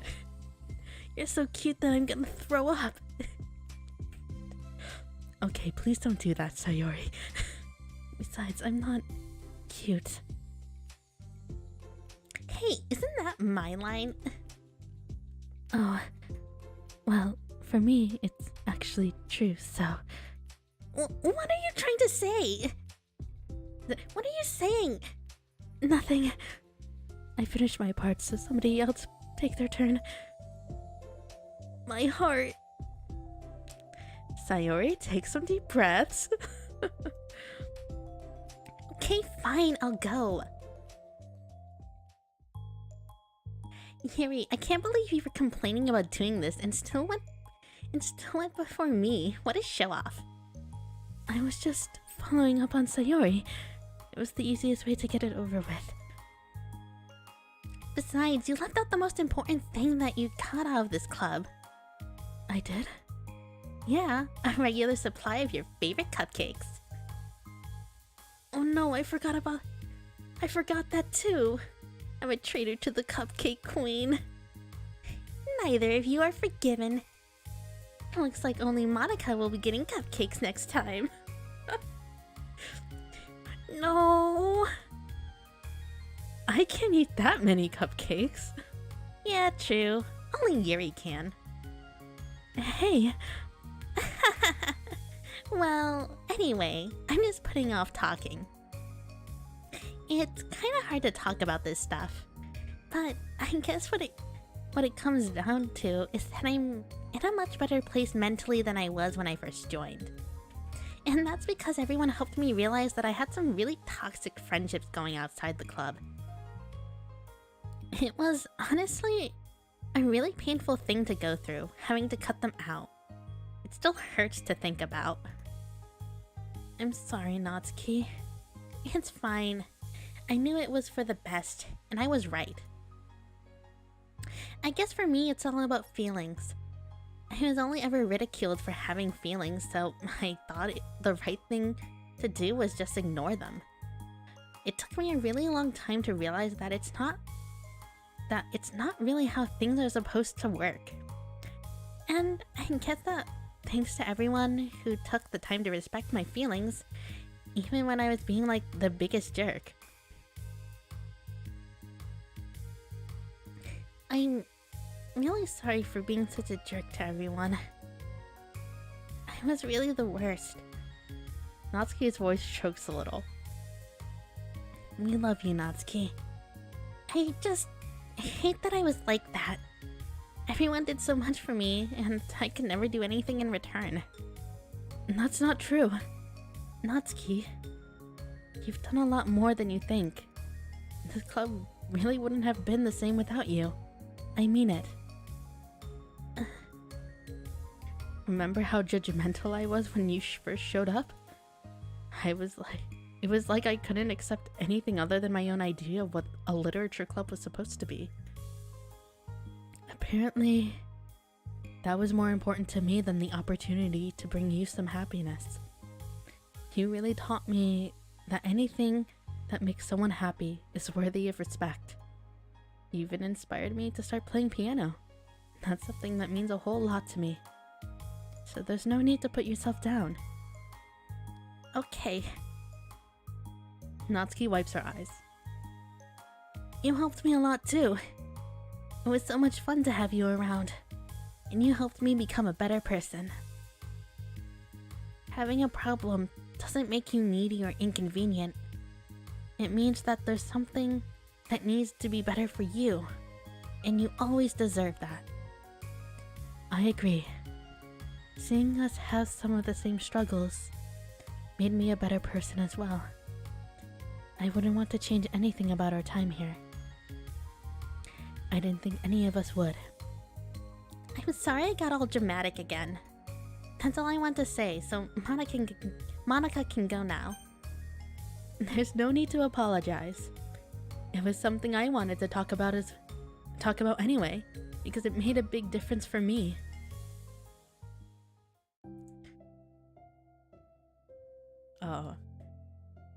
I was always such a strict perfectionist who never took enough time to believe in the best of other people. But everyone kept proving me wrong. I made the mistake multiple times, thinking that my way was the best for everyone. Or thinking that I needed to solve other people's problems. But I think being a leader means that you have to acknowledge that you're not perfect, and that the best thing you can do is to help guide people rather than do everything for them. We're all good people. We're all equals. I think that's the most important thing I've gotten out of the club, realizing what that really means. Sayori, what are you doing? I just thought that we should be writing some of these things down. Things about the club that are valuable to us. With a piece of chalk in her hand, Sayori writes the word trust on the chalkboard. This is because you showed me that I could trust you with everything about me, not just my good side. Suddenly, Yuri takes a piece of chalk as well. He writes understanding. Oh, and they're writing the words. I owe a lot of gratitude to everyone who took the time to understand me, even though it was so difficult for me to express myself. In that case, Monica takes a piece of chalk as well and writes the word respect. I always thought I was a respectful person, but it took the club for me to realize that there was more to it than I thought, and I'm a better person because of it. I have another one. Sayori writes balance. Sometimes people want different things out of a friendship, or they need time before they're ready to become close, so it's important to keep things balanced between you and the other person. That reminds me. Yuri writes reflection. I've always been a reflective person, but most of it has been nothing more than hating myself for all the things I thought I did wrong. Once I started reflecting on other people, and not just myself, a lot of things changed for me. So, I think that's the most important one for me. That's great. We have a whole list of things now. Suddenly, everyone turns to look at Natsuki. Well, everyone took all the chalk. Don't look at me like that, jeez. You could have just asked. Monica hands her piece of chalk to Natsuki. Then, Natsuki sighs and writes self-love. I don't know how far I've gone with it yet, but it feels like things are at least on the right track. So there, that's my contribution. Together, everyone stares at the words on the board. Wasn't this club supposed to be about literature? It is. We still do a lot of literature. Friendship and literature. Yeah, you're right. Friendship and literature. Natsuki and Yuri gently nod as well. Oh, hey, let's all take a picture together. We don't have one yet, right? Hey, you're right. Make sure you send it to me after. Wait, can I brush my hair out? Brush my hair first or something? Oh, you're fine. You already have the best hair out of all of us. Everyone get together. I can't fit you all in. Okay. Everyone ready? And click.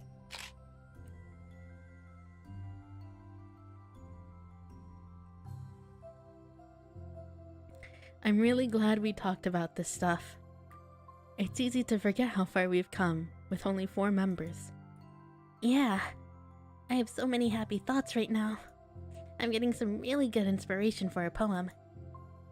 You know, I feel the same way. I kinda wanna get some writing done. Me too. I think I would like that as well. Everyone's looking at me again.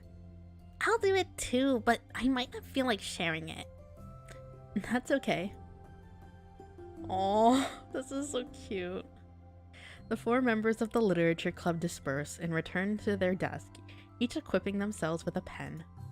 Natsuki and Yuri give each other a quick glance and then start writing immediately. Sayuri stretches, then does the same. But Monica is left tapping her pen against the paper, unsure of where to start.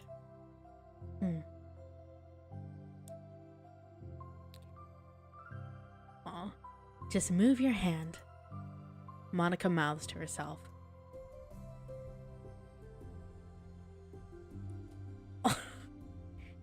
Right the way into your heart. Aww. Her mind full of thoughts, memories, and inspiration, Monica navigates past her mental barriers and begins to write. It doesn't matter what, just that it's something new.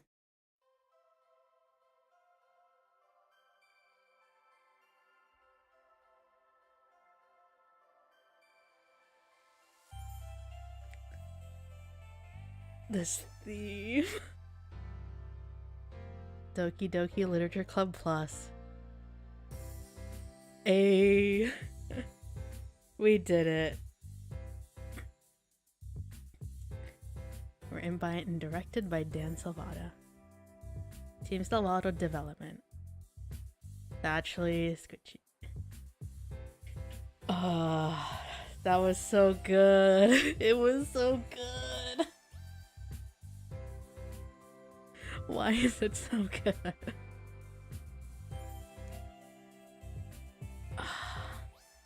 A big round of applause to everyone who worked on this project because it's amazing.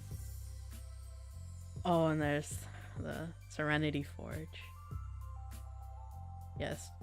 Amazing job to the DDLC, Team Salvato and Serenity Forge for making such a wonderful, wonderful game. It turned out absolutely amazing, and I'm so glad I could play it.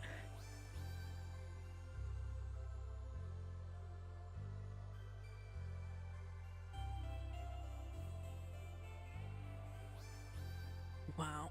Oh, wow. What do I say after that? I'll think I'll wait after the credits to say more on my thoughts.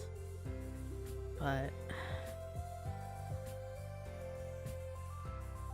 because I mean, during gameplay I did say a lot of my thoughts and in between the short stories, but I definitely want to give some wrapping thoughts as well.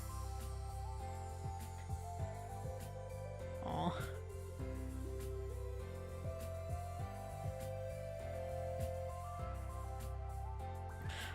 And all these CGs are so good.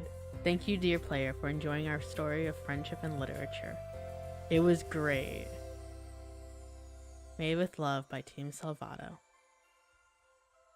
Serenity Forge.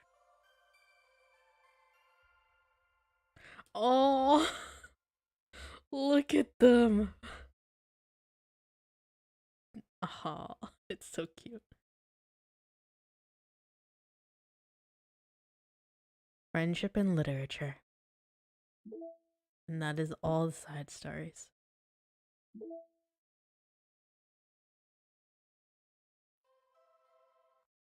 And there's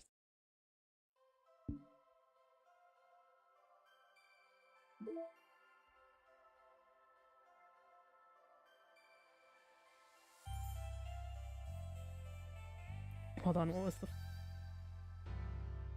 2-2?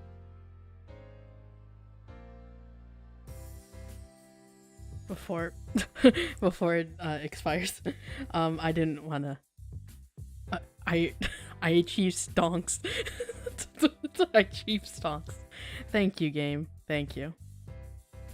This TXT is project plan. High level overview. Project plan outline. High level overview. 1. Create human readable version of fabric benchmark results, suggesting we live in a simulated universe. Emulate fabric benchmark, result in a virtualized environment. Build parameters for generic iteration, custom elevated access levels for one or more entities. Iterate until simulation is stable for target time threshold. This is our small-scale simulated universe. Observe effects of elevated access / knowledge of simulation. Collect and record data. Pitch findings to upper management as profitable venture. Note, do not go through Barry, go straight to upper management. Get promoted, job saved. Possible team members. Ro has the most knowledge / access to Commander Quantum Server. Robbie, second to Ro. Lib, fixing name scheme conflict with Lib folder. Sure, why not? Others? VM1. Virtual Machine 1, current project small scale simulation. VM2, future project medium scale simulation. VM1 details. Literature equals production of text assets, easy data collection. 4 entities. Characters. Small physical space, efficient for server and genetic iterations. Highly evaluated access permissions creates a very stable connection window for the data collection in exchange for less realistic simulated scenarios. Interesting. So, yeah, it was supposed to be like a data mine kind of thing. Huh. I'm missing one picture here. I'm missing 2 poems. Oh, everyone say cheese. Oh, they did a second one. Everyone make a funny face. That's what it is. Yuri couldn't do much. Mustache.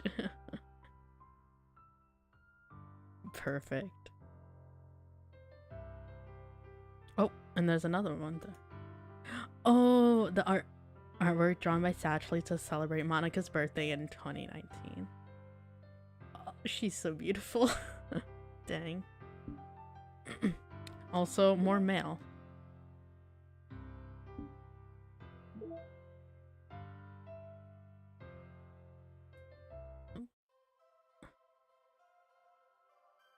I just want to put that on loop.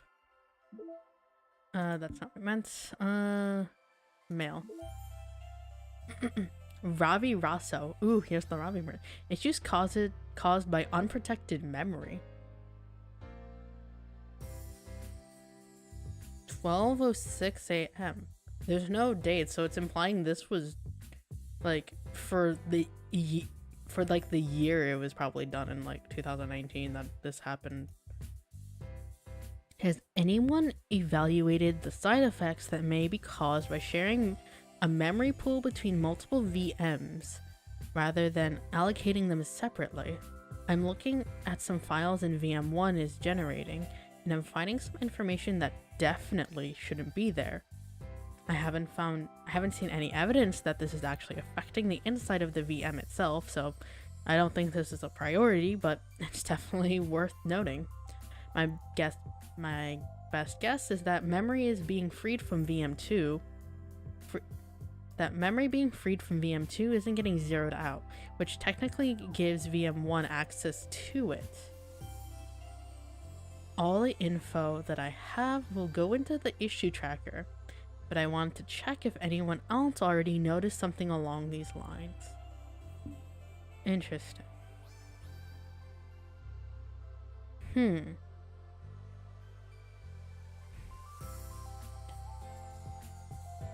Oh, that's so interesting.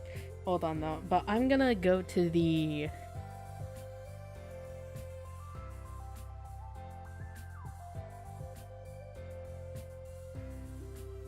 Doki Doki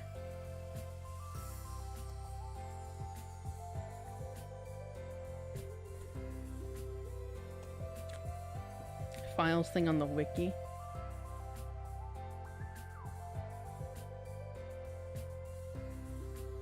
So that we can take a look at them together.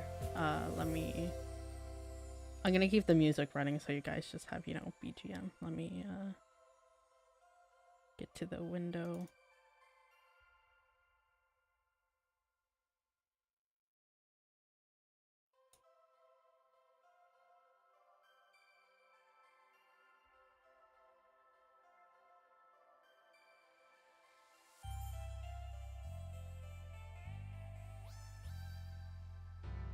Oh, jeez. uh...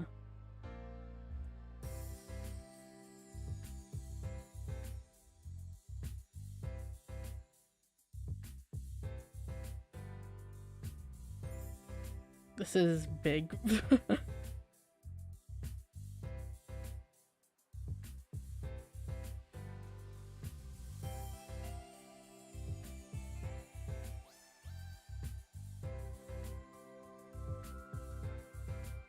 We're trying, and don't ask, I don't know why the ads aren't, you know, being covered, but whatever. Temporary. Anyways. So yes, as you can see from the screen, there's a bunch of different, stop, wiki, no. There's a bunch of different files that we could have gotten. Tower Keys has this. Here's the meeting notes 1. Here's meeting notes 2 that we can't, yeah. Accessible if the player's time is set to 9:15 or 9:15 a.m. or p.m. Lib.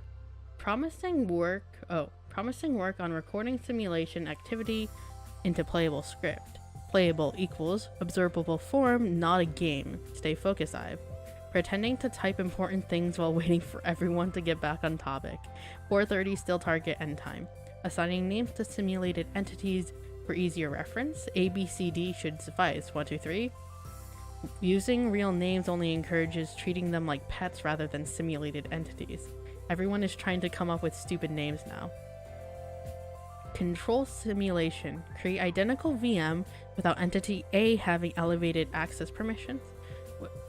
Seems unlikely. Nothing has come close so far. Clone VM1. Same elevated access, but prevent the entity from discovering it. Seems tricky but plausible. Meeting time over again. Here's number 3. Control simulation. Progress. Idea. Snapshot slightly earlier in time. Compare end of control sim to start of VM1. Better comparison that both being parallel. Mature control sim versus reference VM1. Easier to detect failures, to hide elevated access permissions. 5th entity in VM1. Now part of the original generic model, not present in the data dumps.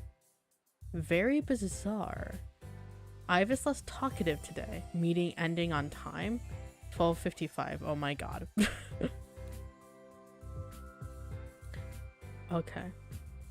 We did DDLC. Okay. Track 06 name ideas. Operation Not a Game by Ive Blaster. Control system track 06 name ideas. Work together, discussion time, debate time, brainstorm, listen up, teamwork time, let's discuss. Let's teamwork, I'll handle it. Leader, take the lead. Text face names, maybe for another track. Face. 030. Dude. Faces. Okay. Some of these are interesting. Mez TXT. Infrastructure, software communication systems. We understand the modern day challenges of running an enterprise company with efficiency and reliability. That's, yeah,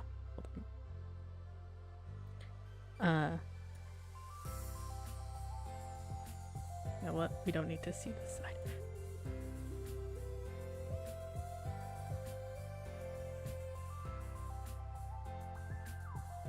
It's just gonna be janky.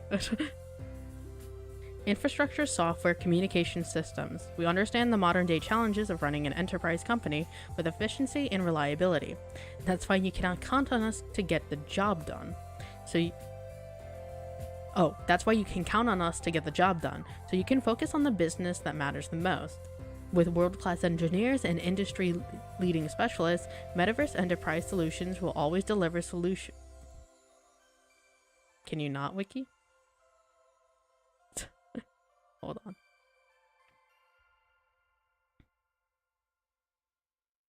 Okay. Okay. Metaverse Enterprise Solutions will always deliver solutions that last. Cost per year Cost per year analysis show that metaverse solutions save up to 30% in the long run, and our flexible support model ensures that the quality can be delivered at the price point that is right for your company size. Your time is valuable, and that's why from planning to design, from planning to design to installation, our experts do the work for you. Filling out our simple questionnaire is all it takes for our team to recommend the right plan to provide an affordable quote. Excellence is right around the corner. With solutions you can count on and experts you can trust, this is our promise to you. You're in good company. Huh.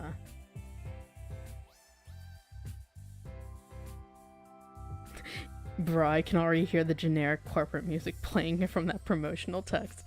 Honestly, though. Text TXT. Okay. Oh, yeah. File from disposable thin client. Note. That's from it.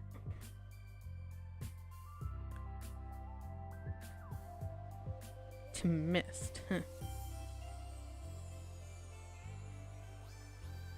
Oh.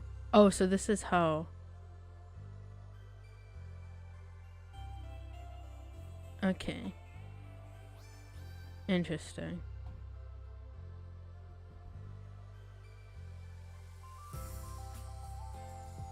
Huh. Okay, so the next thing would be the mail. I'm not sure if I got all the mail either, because I'm guessing there are some things you can only get from 100%ing.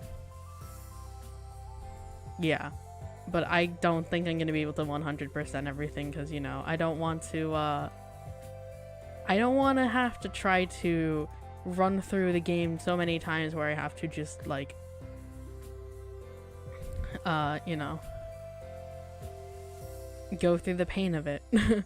You know. All right, so here's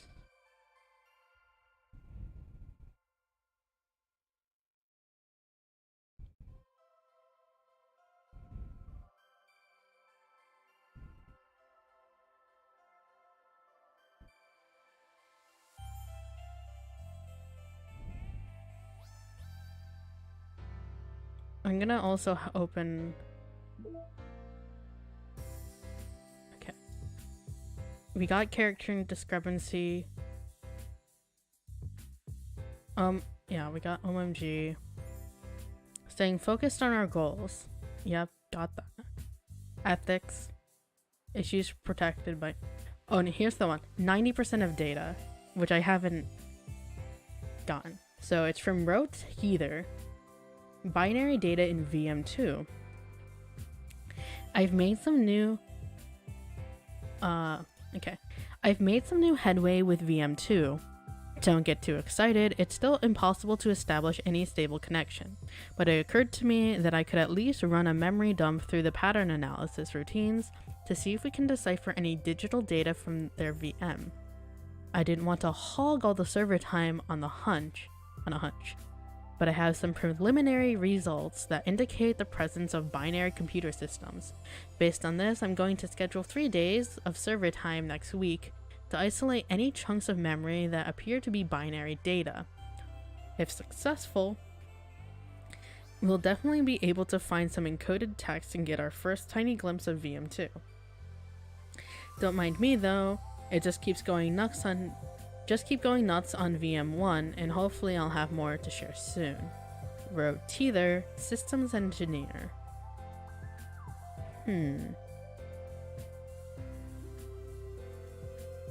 Yeah, especially since some of it is getting like, you know, all of the I think a lot of it right now is perfecting some things and like getting all the secret poems. The secret poems are also randomized, so it's not like I can guarantee that I'm gonna get them. So I'd rather not. And here's the last one. Let's move on. This email is unlocked. This email is unlocked by collecting 100% of data. From Paula Miner. Let's move on. We need to have a meeting about shifting our focus a little bit. We've reset VM1 how many times now? For real. We've definitely collected as much data as we can from it at this point. We just need to work with what we have and try to increase the stability of our connection to VM2. We've obviously gotten spoiled by the ease of access that... Excuse me.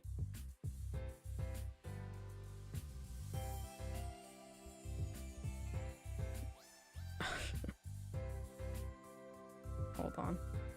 The thing is, okay, hold on. I'm just gonna reload time because the thing is being stupid. Gotta love having to use a public site. Okay, anyways. We just need to work with what we have and try to increase our stability connection to VM2. We've obviously gotten spoiled by the ease of access that VM1 offers us, but it's just unrealistic for someone in real life to be granted a level of elevation even close to monitor kernel access. If we can't establish a stable connection to VM2, then how can we expect to get anywhere when the same scenario inevitably occurs to our universe, to our own universe? Wait, what? Anyway, thanks to Ro's work, we were able to acquire a few rudimentary logs. I have an idea on how to increase connection stability to VM2 while maintaining weak hypervisor access to everyone inside on an individual basis. Ironically, it has to do with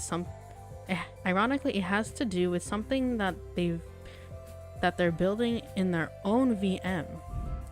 I'll go into detail in a more formal report, but some of the log files indicate attempts of theirs to pool together the access potential of multiple individuals into a single parallel unit. It sounds ridiculous, but if they actually get somewhere with it, then we might have a solid entry point that doesn't heavily intrude on the VM. I'm going to spin up a read-only hypervisor that we can use to test the different ideas like this. The elevation level will be set to monitor adjacent runtime level access. The VM will just be named Test VM. For now, although the parallel access unit they're building in the VM seems to be called Project Libitina, according to a few logs we have. We can change the name once we get a decent picture of it. Paula Miner, Project Manager.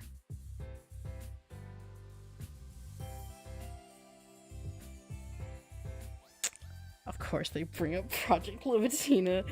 Oh. God dang.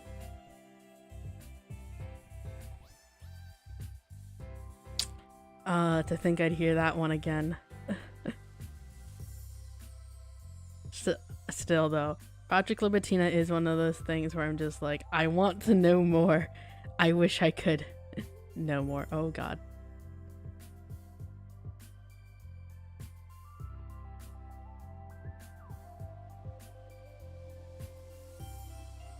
Hold on.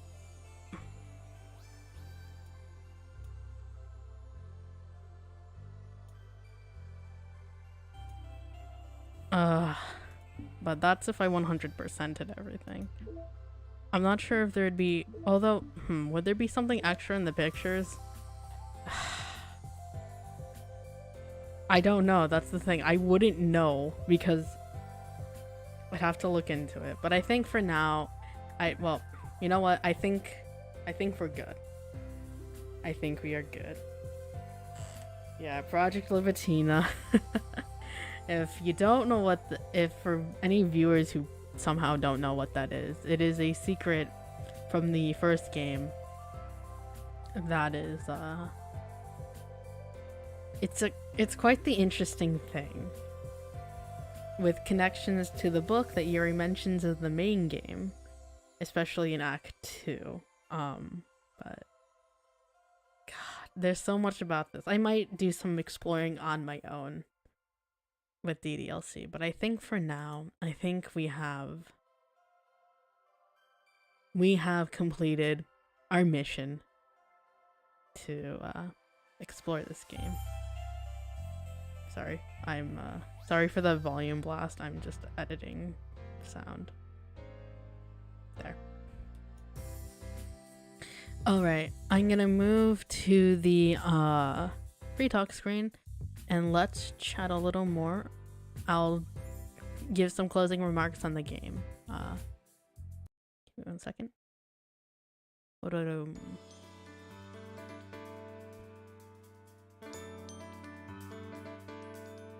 Alright. We have done it, guys. I have finally finished DDLC Plus.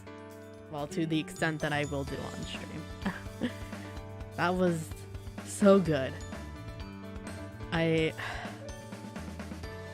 It's kind of sad that it's done, but I will look forward to whatever Team Salvato has in store possibly for this series, because there's still a lot, I feel like, now, especially since they've expanded more upon the world and whatnot.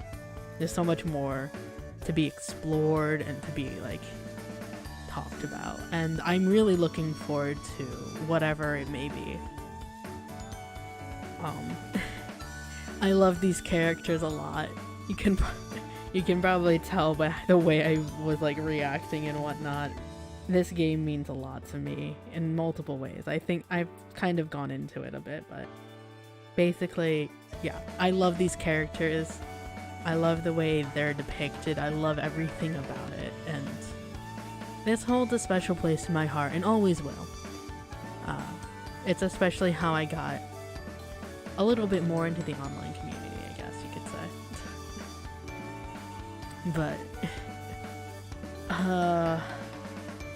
what can I say for closing remarks? I think the main game, of course, is still the main game, the beloved main game that I remember that initially scarred me, but the more I played it, the more I realized of like how interesting it was. And then all these side stories have been, you can tell just how much the people who wrote those side stories looked into the characters, looked into how the fans depicted the characters as well, and took it all and just created the image that that a lot of us had on these characters. And like, dono, arigato. Fresh Static Snow donated $3. All the hugs, this game was amazing, this stream was so amazing, so much wholesome, so much sweetness, I loved it so much, hugs for all the dokus, hugs for Sheer Zero, hugs for Sheer Zero every day, so amazing Bang 2, and I can't wait for even more hug. Thank you so much, Fresh, for the dono. Arigato. But yeah, you can tell how much love went into all those side stories, because it touched things about these characters that just the main game alone doesn't like really go into. It's things that a lot of us possibly made up, but a lot of it was also just based on the main dialogue, the main story dialogue. Everything that happened in that main game area, fans took time to look at their dialogue and try to infer some of the things about these characters' personalities, and I feel like the side stories really brought those aspects of the characters to life and just gave them even more depth than they already had, and being able to experience that was something really, really nice, and really enjoyable for me as someone who truly loves these games a lot. Loves this game a lot. But and the stuff with the metaverse, metaverse enterprise, Metaverse Enterprise Solutions, that's an interesting storyline. I might look more into that off stream actually, just to see what I can get from it more, because it's interesting. It's really interesting.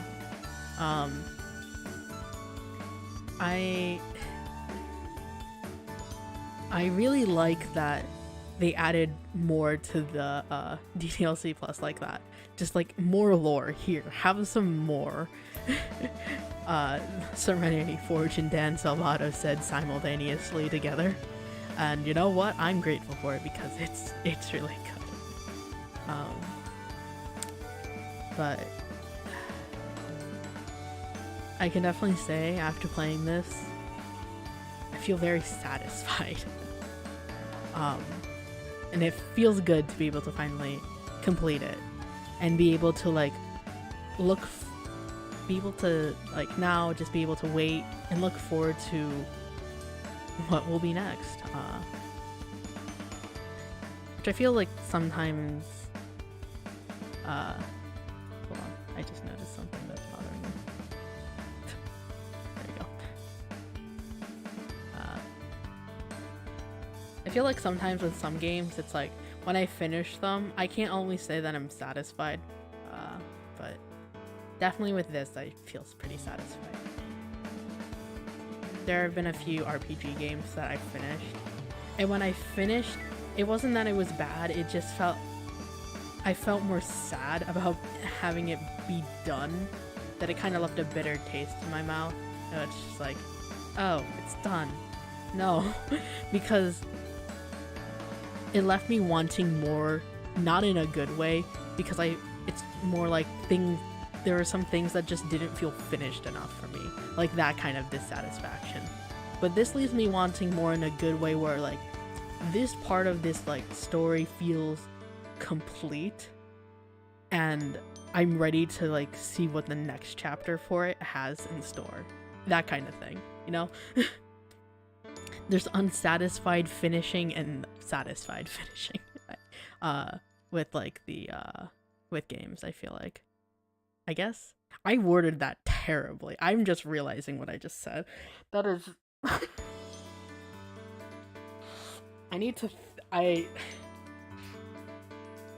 oh god. Okay, moving on. Not to take my words out of context, please. But I feel like sometimes when there's like details that don't get expanded on, it just doesn't, you know. It's hard to explain because it's not like it's not bad, but it's like it's this weird thing. I don't know how to explain it. But I've had some RPGs where I was just left with this odd feeling, because there were some like unanswered questions that were never answered. And even though I knew some games, like some of them were going to get continuations, I just felt like it was one of those kinds of details that would just never get answered. And sometimes I was right, sometimes I was wrong. But when I was right, it just kind of sucked, because it made the finale of that game feel even more so just dissatisfactory, because it's like, you brought up this thing, but you never continued. So this leaves me at a point where it's like, I'm satisfied with the main story of DDLC, I'm satisfied with these extras added to the main story of DDLC, and it's opened up this new avenue for the next chapter of the story that Team Salvato has kind of created and directed the players to. So yeah, I think that's a good summary of my thoughts. Maybe a little flip-floppy, but you know. I've been playing this game for 4 hours and I've played it in consecutively multiple things.